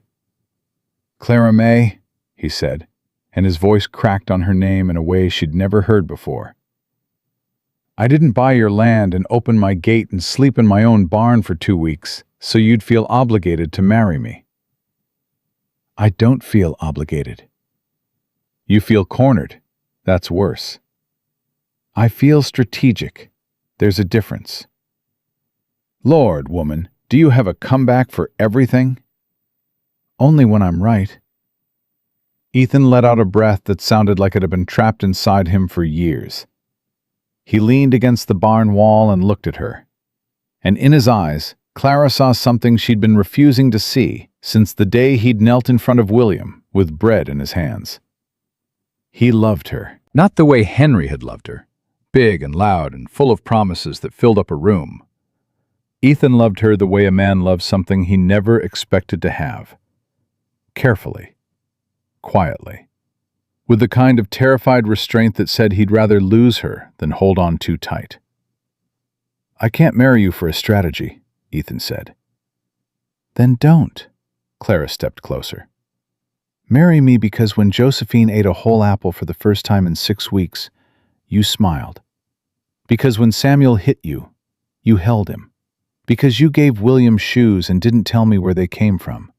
Because you've been sleeping in a barn for 2 weeks so I could feel safe in a house that belongs to you." Her voice dropped. "Marry me because you left that gate open, Ethan, and I walked through it." Ethan didn't speak. He didn't move. He stood there with the rifle at his side and the barn wall at his back, and looked at Clara Mae Whitaker like she was the most terrifying thing he'd ever faced. "I'm not Henry," he said finally. "I know. I won't ever be what he was to you. I'm not asking you to be Henry. I'm asking you to be you. The man who waits. The man who keeps the gate open. That's who I'm asking." Ethan's hand came up, slowly, like a man reaching for something he's afraid will vanish. His fingers touched her face, her jaw, the place where the dust and the 60 miles and the 3 months of grief had carved lines that hadn't been there before. Clara didn't flinch. She didn't pull away. She leaned into his hand the way a person leans into the first warm day after a long winter. "Okay," Ethan whispered. "Okay?" "Okay, Clara Mae. I'll marry you." She almost smiled. "Don't make it sound like a surrender." "It is a surrender. Best kind there is." Clara stepped back. Her heart was hammering, and her face was hot, and her hands were still shaking. But something had settled inside her. Some deep, restless thing that had been turning since April had finally found its resting place. "Tomorrow," she said. "We do it tomorrow. Before Pritchard can move. The preacher's in town Wednesdays and Saturdays. Then we ride at dawn. Clara." She stopped at the barn door. "This isn't just strategy," Ethan said. "Not for me. I need you to know that." "I know. I need you to hear it." Clara turned. She looked at this man, scar on his jaw, sawdust on his sleeves, rifle in his hand, love in his eyes that he'd been carrying like a wound since the day he sat at the back of an auction hall and bought a dead man's land just to keep it safe for a woman he'd never spoken to. "I hear you," she said. She walked back to the house. Samuel was on the porch, exactly where she'd told him to be. "Mama." "I'm fine, Samuel." "No, Mama, look." He pointed toward the road. A lantern was moving in the darkness, coming from the direction of town, moving fast. Clara's stomach dropped. "Get inside." "Wait!" Samuel was on his feet, squinting. "That's Mrs. Kinney's wagon." Margaret Kinney pulled into the yard at a near gallop, her horse lathered and blowing hard. She was off the seat before the wagon fully stopped. "He burned the courthouse," Margaret said. Clara's legs nearly gave out. "What?" "Pritchard, the records office. Somebody set a fire an hour after the hearing. The assessor's office, the deed archives, everything. It's gone."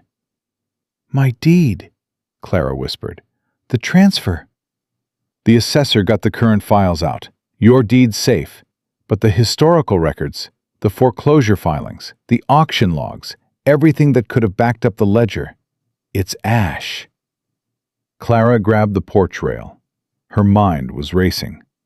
Pritchard hadn't just lost. He'd erased the evidence. Every legal trace of what he'd done, the falsified surveys, the engineered disputes, the pattern of predatory foreclosures, all of it, gone in a single fire. "He knew," Clara said. "He knew the ledger would lead to the records, and he destroyed them." "He didn't do it himself," Margaret said. "He's smarter than that." But Gideon Shaw was seen riding out of town 20 minutes before the fire started, and nobody's seen him since. Ethan was at Clara's side. She hadn't heard him come up from the barn, but he was there, the way he was always there when the ground shifted. "The ledger," Ethan said. "Where is it?" Clara's hand went to her dress. She'd kept it on her since the hearing. Tucked against her body, she could feel the leather cover against her ribs. "Here." "Then Pritchard hasn't won. He's destroyed the official records, but the ledger exists. And every person who stood up in that hearing today is a witness." "Witnesses can be pressured," Margaret said. "Pritchard's going to go after every person who spoke today. You know that." "Then we move faster than he does," Clara said. She turned to Ethan. "Tomorrow, dawn, we ride to town and we get married, and I file that deed, and we send a copy of the ledger to the territorial governor before Pritchard can burn anything else." "The governor?" Margaret looked skeptical. "You think the governor cares about a land dispute in a territory town?" "He'll care about 29 families. He'll care about arson. He'll care about a pattern of fraud that makes his territory look like it's run by outlaws." Clara's voice was steel. "Pritchard has money. He has the assessor. He has the local judge. He does not have the territorial government. Not yet." Margaret looked at her for a long moment. "You're going over his head." "I'm going over everyone's head. I'm going so high that when Horace Pritchard looks up, all he sees is sky." Margaret Kinney laughed. It was a hard, raw sound. The laugh of a woman who'd given up hope 3 years ago and was feeling it come back like blood returning to a frozen limb. "Lord help me," Margaret said. "I think you might actually do it." "I need you to ride to the Dawson family tonight, and the Hargroves, and every name on that list you can reach before morning. Tell them what happened. Tell them about the fire. Tell them Pritchard is scared, because that's the truth. A man who burns evidence is a man who's afraid of what it says." "And tell them what? To come to town?" "Tell them to come to town. Tell them to bring their families. Tell them to bring every piece of paper, every letter, every record they've kept. We're going to rebuild what he burned, Margaret. Name by name. Family by family." Margaret nodded.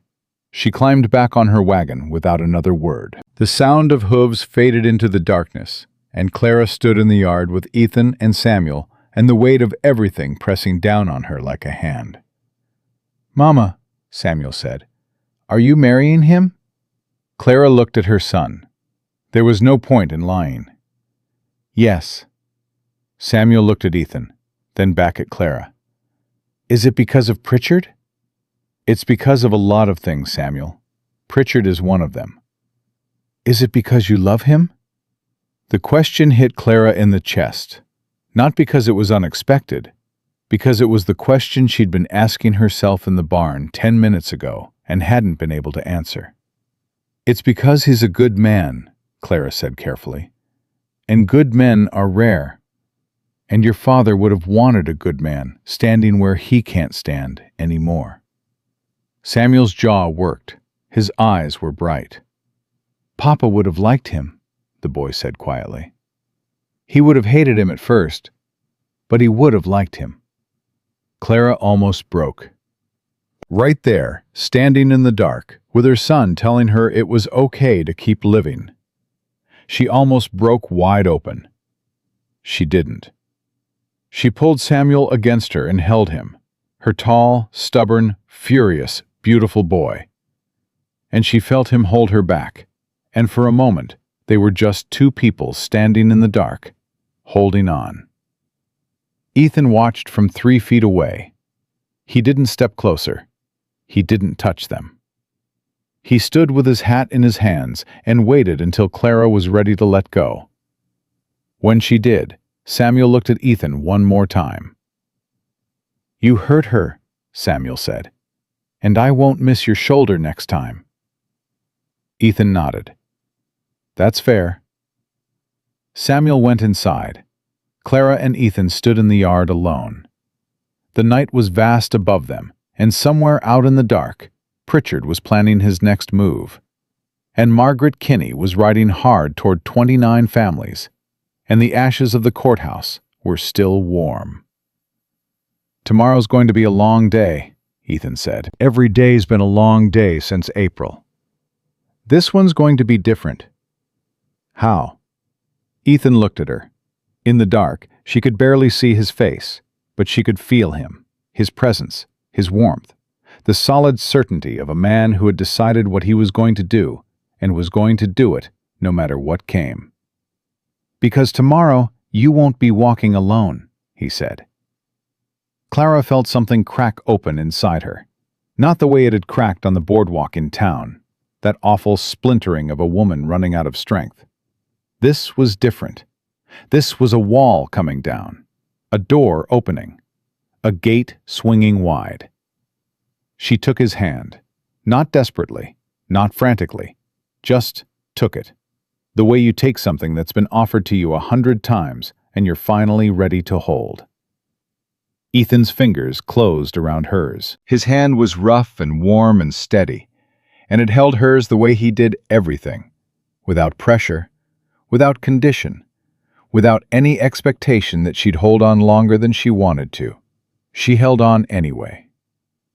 Inside the house, Noah started crying, then stopped, then started again.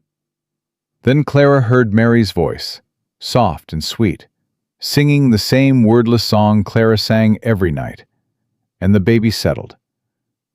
Her children were taking care of each other, the way she'd taught them, the way Henry had taught them.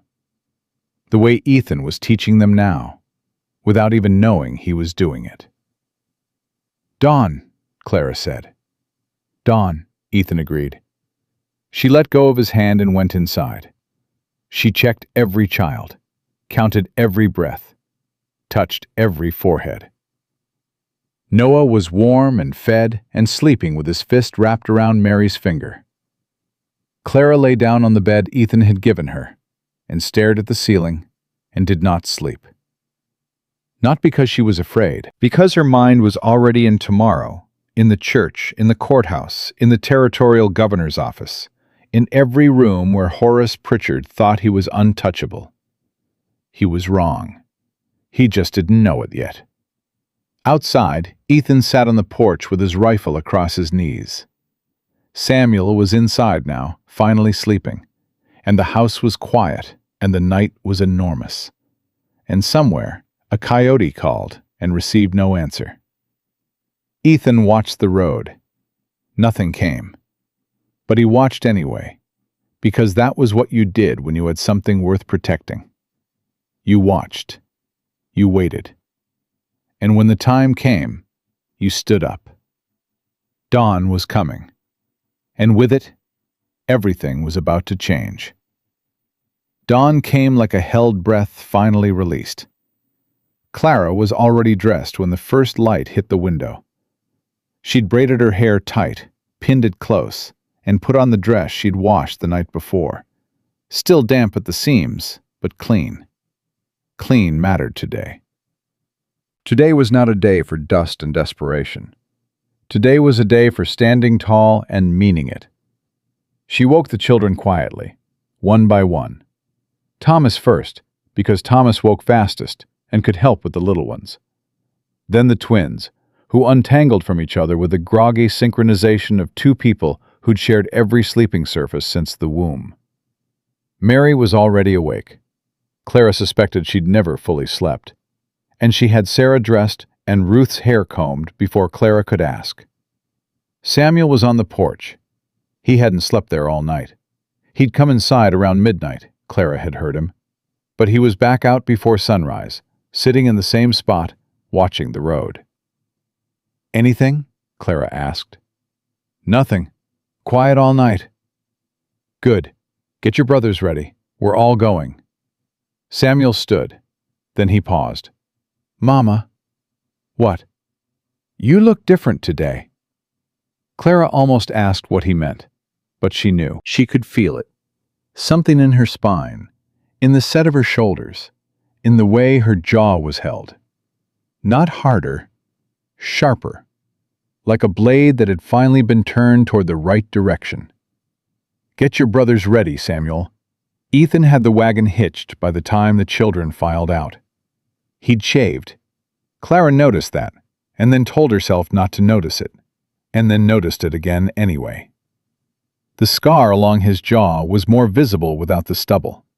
Thin, white, permanent. A story she hadn't asked about yet. He looked at her, and his eyes did something she couldn't describe. Not soft exactly. Not hard. Something that lived in between, in the space where a man holds the thing he's most afraid of wanting. "Ready?" he asked. "I've been ready since April." They rode into town in silence. All 12 of them. The wagon creaking under the weight of a family that hadn't existed 3 weeks ago, and now filled every inch of space Ethan Cole had to offer. The town was different this morning. Clara felt it before she saw it. There were wagons lining the main street that hadn't been there yesterday. Horses tied to posts in front of buildings that were usually empty by this hour. People on the boardwalk, not shopping, not passing through, just standing, waiting. Margaret Kinney had done her work. Clara counted the wagons as Ethan pulled up to the church. 14. 14 families had come. Margaret was standing on the church steps with a woman Clara didn't recognize. Tall, gray-haired, with the raw-boned frame of someone who'd spent decades wrestling a living out of Wyoming dirt. "Clara," Margaret said, This is Dorothy Dawson. Her husband Robert was number 1 on the list. Dorothy Dawson looked at Clara with eyes that had been dry so long they'd forgotten what tears were for. "I brought my records," she said. "Everything Robert kept. Bills of sale, correspondence with the bank, A letter from the county surveyor admitting the boundary lines were wrong. She paused. "I've been keeping it in a flour tin under my bed for 3 years because I didn't know what else to do with it." Clara took the woman's hand. "You kept it. That's what matters." "There's more coming," Margaret said. "The Hargrove boy rode out to the Oates family and the Crenshaws. They'll be here by noon. And I sent word to the Wallace family up near the Sweetwater. They've got the original survey documents Pritchard's men falsified." Clara looked at the church. "Is the preacher here?" "Inside, waiting on you." Clara turned to Ethan. He was standing by the wagon with his hat in his hands, and he had the expression of a man who just realized that the small, private thing he'd agreed to last night had become something much larger than either of them had planned. "Ethan." "Ma'am? Are you still willing?" He looked at the wagons, at the families gathering on the street, at Dorothy Dawson and Margaret Kinney, and the women filing into the church with ledgers and letters and flour tins full of evidence. "I was willing when it was just you and me in a barn," he said. "I reckon I'm still willing now." Clara almost smiled. Almost. "Then let's not keep the preacher waiting." The church was full, not standing room only, but close. Families Clara had never met filled the pews, rough, tired, wind-beaten people who'd come because a woman they'd never spoken to had done the thing they'd all been too afraid or too beaten down to do. They sat in their Sunday clothes on a Friday morning, and they watched Clara Mae Whitaker walk down the center aisle with a baby on her chest and a 14-year-old boy at her side, and 10 children filing in behind her, like a testament to everything she'd refused to let go of. The preacher was a young man with kind eyes and a nervous habit of touching his collar. He'd clearly been told this was a wedding. He had not been told it was a revolution. "Mr. Cole," the preacher said, eyeing the crowd, "I was expecting something a bit more intimate." "So was I," Ethan said. Clara stepped to the front. She handed Noah to Mary, who took him with the practiced ease of a girl who'd been holding babies since she was old enough to balance one on her hip. "Preacher," Clara said, "my name is Clara Mae Whitaker. This is Ethan Cole. We'd like to be married." "Yes, ma'am, I gathered. Do you have witnesses?" Margaret Kinney stepped forward. "I'll witness."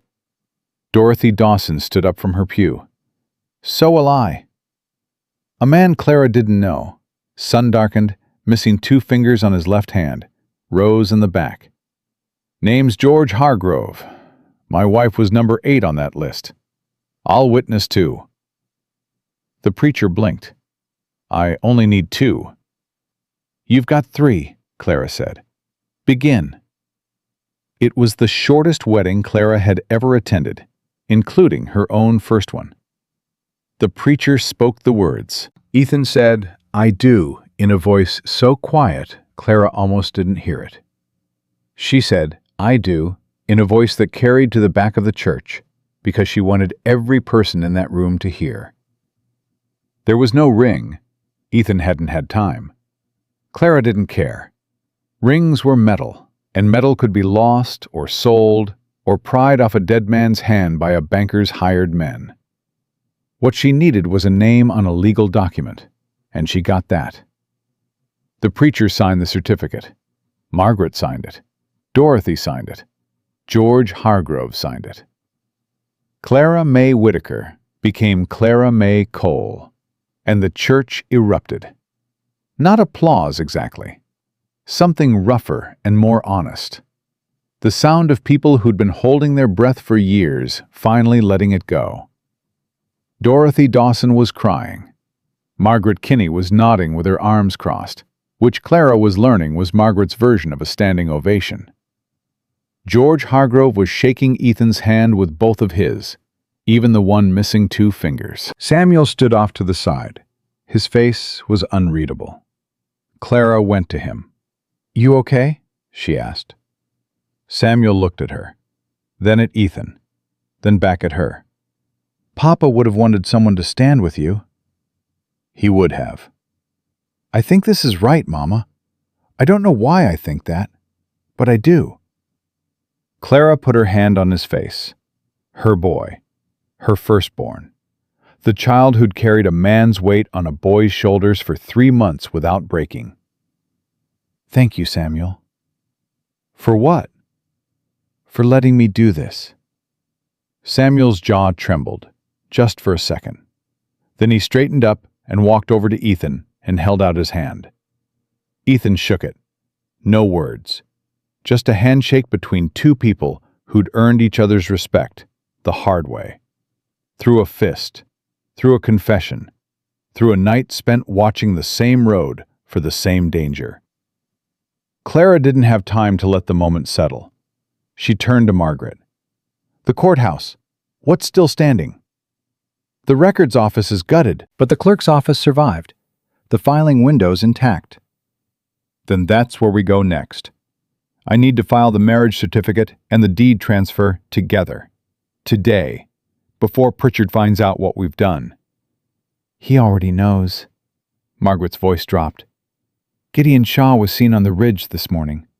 He's been watching the road into town since dawn." Clara's stomach tightened. "Then we move now." They moved. Clara, Ethan, Margaret, Dorothy, and George Hargrove walked from the church to the courthouse in a group that grew with every block. By the time they reached the clerk's office, there were 20 people behind them. Families, neighbors, the woman from the hotel, the boy from the livery stable. People who'd said nothing for years and were now walking in broad daylight toward the one building in town that still represented the law. The clerk was a thin man with spectacles and ink-stained fingers. He looked up when Clara walked in, and his face went through several rapid calculations. Mrs. Cole," he corrected himself. "What can I do for you?"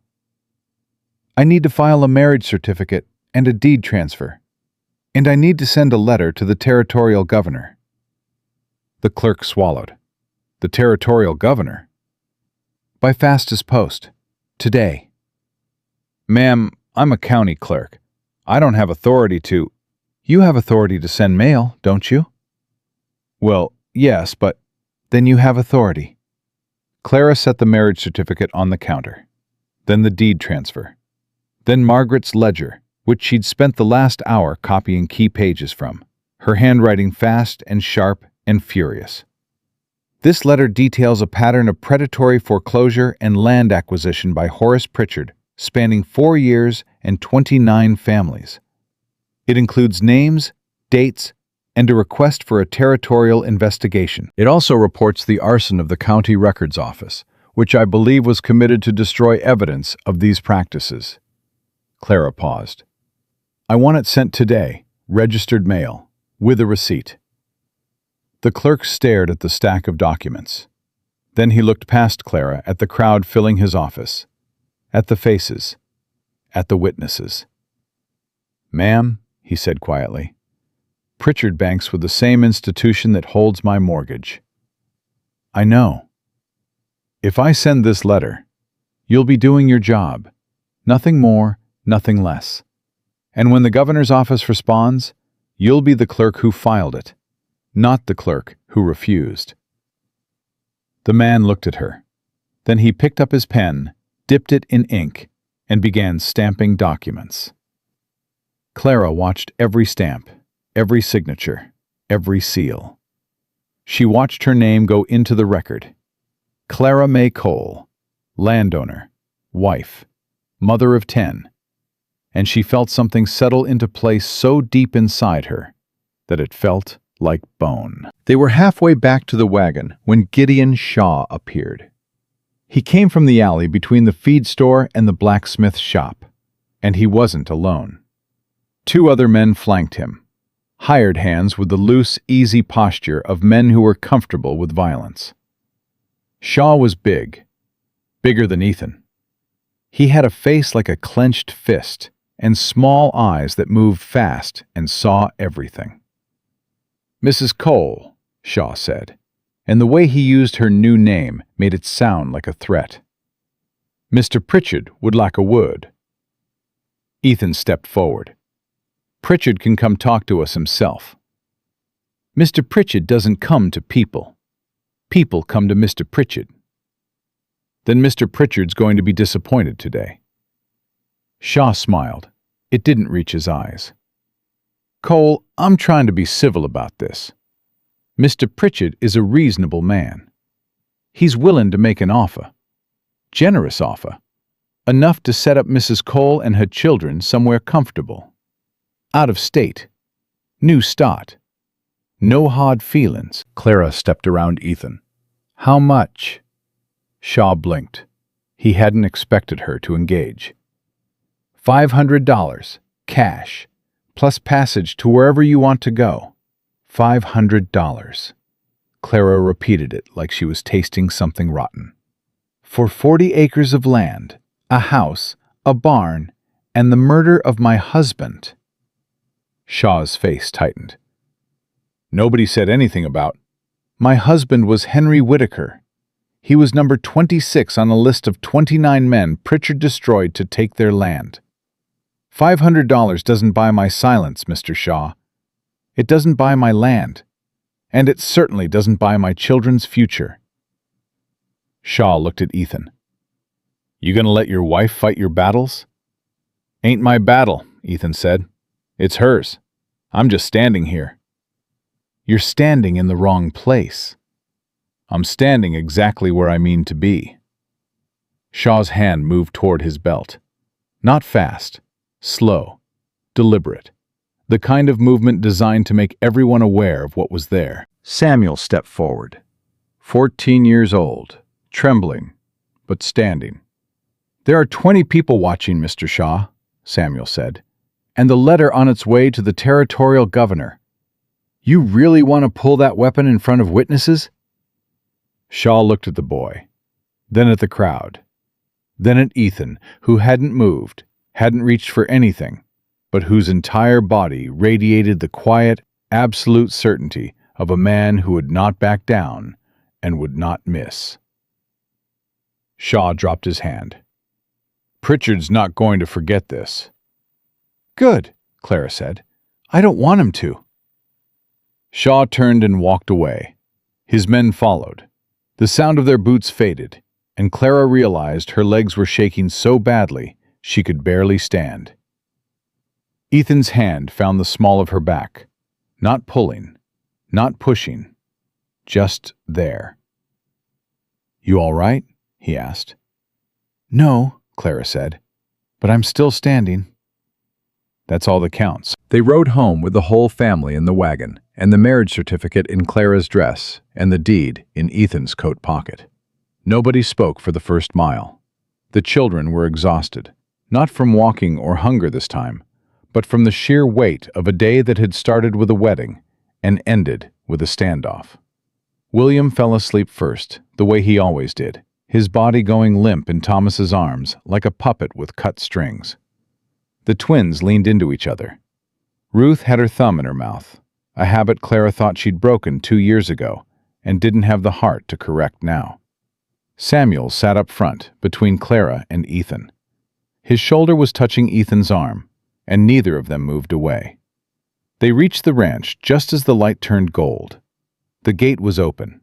Ethan pulled the wagon through and stopped. "Clara," he said. She looked at him. "Go close the gate." She understood.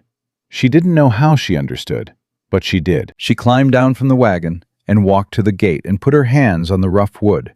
The same wood Ethan had left open for weeks. The same gate she'd walked through on the worst day of her life, with 10 children and no hope, and nothing but the stubborn refusal to stop putting one foot in front of the other. She closed it. Not to keep the world out. Not to lock herself in. She closed it because this was her home now, and the gate was hers to open or close as she chose. And she chose to close it because everything she loved was on this side of it. She walked back to the wagon. Ethan helped the children down one by one.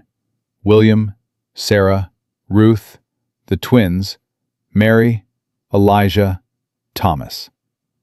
Samuel stayed on the wagon seat an extra moment, looking at the gate, then climbed down on his own. Clara stood in the yard with Noah against her chest and watched her children scatter into the house, toward the well, around the barn.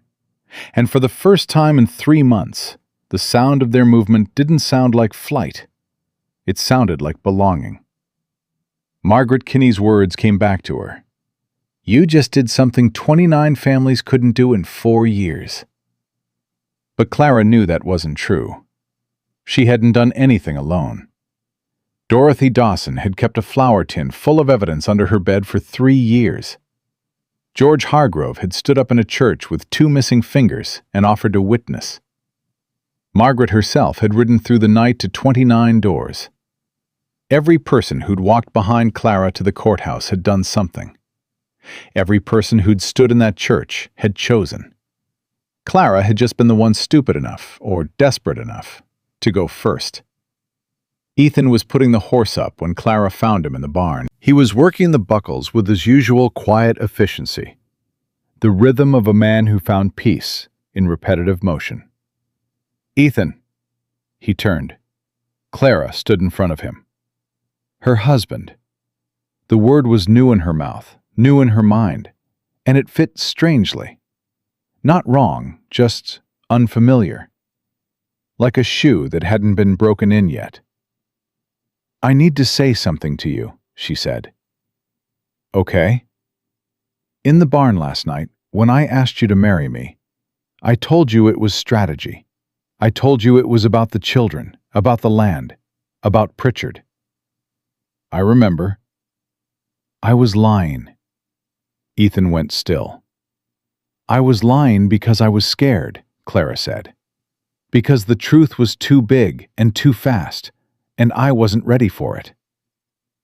But I'm standing in this barn on the day I married you, and I reckon if I'm brave enough to face down Gideon Shaw, I'm brave enough to say this."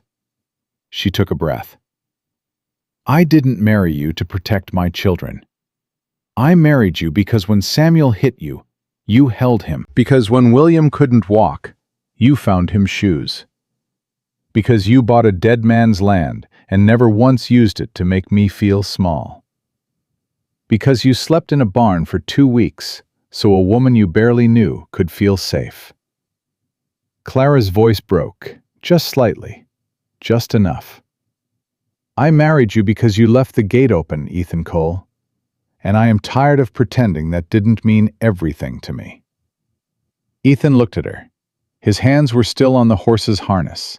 His eyes were bright, and his jaw was tight, and the scar on his face caught the last of the light coming through the barn door. "Clara Mae," he said, and his voice was rough and cracked and barely held together. "I have been alone in this place for 6 years. 6 years of eating alone, and working alone, and sleeping alone, and telling myself that was enough, because enough was all I deserved." He let go of the harness. "Then I sat in the back of an auction hall and watched a dead man's life get sold in pieces. And something in me broke open, and I thought, if I can just keep one thing safe, just one thing, if I can hold this land until she comes for it, then maybe I'm not the man I think I am." He stepped toward her, close, closer than he'd ever been. "You didn't walk through my gate, Clara. You walked through me. Every wall I built, every fence I put up, every door I kept closed for 6 years. You walked through all of it. And I am not the same man I was before you came." Clara reached up and touched the scar on his jaw. "How'd you get this?" "Bar fight in Cheyenne, 1872. A man said something about a woman I'll never repeat. and I said something about his face with a bottle." Clara laughed. It surprised both of them. A real laugh, full and warm and completely unexpected. And it broke something open between them that had been held shut by grief and caution and the careful distance of two people who'd been hurt enough to know that closeness costs. Ethan smiled. Not the almost smile, a real one. It changed his whole face, made him look younger, made the scar disappear into the lines around his eyes. "There it is," he said softly. "There's what?" "That laugh. I've been waiting to hear that since the first day." Clara shook her head. "You've been waiting for a lot of things, Ethan Cole." "I'm a patient man." "I know. It's infuriating." He laughed then, too. And standing in that barn, with the horse shifting its weight beside them, and the last light fading, and 10 children making noise in a house that was finally, fully, irreversibly home, Clara Mae Cole kissed her husband for the first time. It was not a long kiss, not dramatic, not the kind of kiss that belongs in a storybook. It was the kind of kiss that belongs to two real people who've earned it. Gentle, certain, unhurried, and full of the particular tenderness that only exists between people who know what it costs to trust again. When she pulled back, Ethan's hand was on her waist, and his forehead was against hers, and neither of them moved. "Mama!" Thomas's voice from the house. "Noah's hungry, and William put his shoe in the well again." Clara closed her eyes. 10 children, Ethan. I counted. "You sure about this?" "I've been sure since the auction." She pulled away, straightened her dress, touched her hair. Then she walked out of the barn and into her life. The real one. The loud one. The one with 10 children and a ranch that needed fixing, and a fight that wasn't over, and a husband who kept the gate open. She found the house in beautiful chaos. William was crying because Thomas had fished his shoe out of the well, and he wanted it back in. The twins were arguing about who got to sleep by the window. Mary was heating milk for Noah. Ruth was sitting on the floor with Sarah, braiding each other's hair with the serious concentration of surgeons. Elijah had found a kitten somewhere. Clara didn't ask where, and was carrying it like a baby. Samuel was at the table. He had Margaret's ledger open in front of him, and a piece of paper and a pencil, and he was copying names. "What are you doing?" Clara asked. "Making a second copy," Samuel said without looking up, "in case something happens to the first." Clara stood there for a moment, looking at her son. Her boy who had carried a man's burden and thrown a man's punch and stood a man's ground. Now sitting at a kitchen table, doing the quiet, unglamorous work of preserving the truth. "That's smart," Clara said. "I know," Samuel glanced up, almost smiled. "I got it from you." The weeks that followed were not easy. Nothing in Clara's life had been easy since April, and she'd stopped expecting easy the way she'd stopped expecting mercy from the weather. But there was a difference now. The difficulty had purpose. The struggle had direction. Every hard day pointed toward something, instead of just away from something else. The territorial governor's response came 3 weeks after the letter was sent. A formal investigation into Horace Pritchard's land acquisitions. An independent assessor dispatched from Cheyenne. A review of every foreclosure filing in the county going back 5 years. Pritchard fought it. Of course he did. He hired lawyers, filed motions, sent Gideon Shaw to intimidate witnesses. But the witnesses didn't break. Dorothy Dawson testified with her flour tin of evidence. George Hargrove brought his wife's death certificate and the fraudulent survey that had cost them their land. Margaret Kinney presented her ledger, both copies because Samuel had finished the second one, and Clara had sent it to the governor's office for safekeeping. One by one, the 29 families spoke. Not all of them. Some had scattered too far. Some had died. Some were too broken to come back. But enough. Enough to build a case that even Pritchard's money couldn't buy its way out of. The final ruling came on a Tuesday in September. Clara remembered it was a Tuesday because William had learned to say the days of the week and was shouting them at the chickens every morning. And on that particular Tuesday, he'd gotten all the way to Thursday before giving up. Pritchard's bank charter was revoked. His land holdings were frozen pending redistribution. Gideon Shaw was arrested for arson, and Horace Pritchard himself was escorted out of the territory by a federal marshal who didn't care how much money a man had, if the man had earned it by stepping on graves. Clara didn't celebrate. She stood on the porch and watched the news arrive by rider, and she held Noah against her chest, and she felt something she didn't have a word for. Not joy, not relief. Something quieter. Something that lived deeper than emotion, in the place where a person's foundation meets the ground. Justice. Maybe that was the word. Or maybe it was simpler than that. Maybe it was just the feeling of the world, for once, working the way it was supposed to. Ethan found her on the porch that evening. The children were inside. Samuel was reading to William, something he'd started doing every night.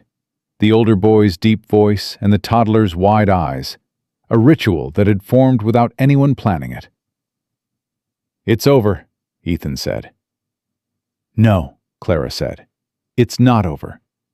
Those 29 families still lost people. Dorothy Dawson's husband is still dead. Henry is still dead." She paused. "But the man who did it can't do it anymore. And that's enough. That has to be enough." Ethan nodded. He stood beside her the way he always did, close enough to touch, far enough to choose. "Clara." "You closed the gate." "I did." "You going to open it again?" Clara looked at him. At this scarred, quiet, patient man who had waited for her at the end of a road she never meant to walk. Who had bought a dead man's land and held it like a promise. Who had let a boy hit him and held him when he broke. Who had married her in a church full of strangers because she asked him to, and loved her long before she was ready to let him. "Yeah," she said. "I'll open it every morning and close it every night." "Why?" "Because that's what home means.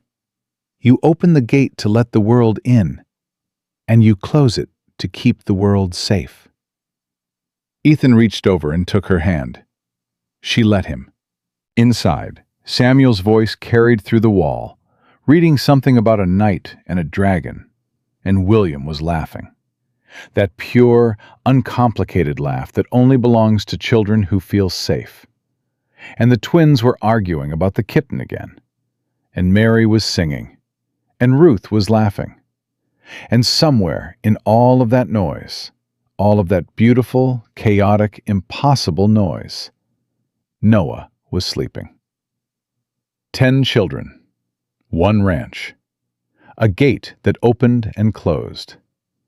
And a woman who'd walked 60 miles through dust and grief and closed doors, who'd stood in a town that turned its back and refused to disappear, who'd faced down a man who'd taken everything and told him the truth to his face, who'd married a stranger in a church full of witnesses and meant every word. Clara Mae Cole did not get her old life back. That life was gone. Henry was gone. The girl she'd been before April was gone. What she got was something harder. Something realer. Something she'd built with her own hands out of the wreckage, board by board, name by name, choice by choice. She got a home. Not given, Not rescued, not saved. Chosen. Clara looked at the gate one more time, closed for the night. Her children inside, her husband beside her. Her name on a deed, on a marriage certificate, on a letter to the governor. On the public record of a territory that would remember what happened here. She leaned into Ethan's shoulder and closed her eyes. "I'm home," she said. And she was.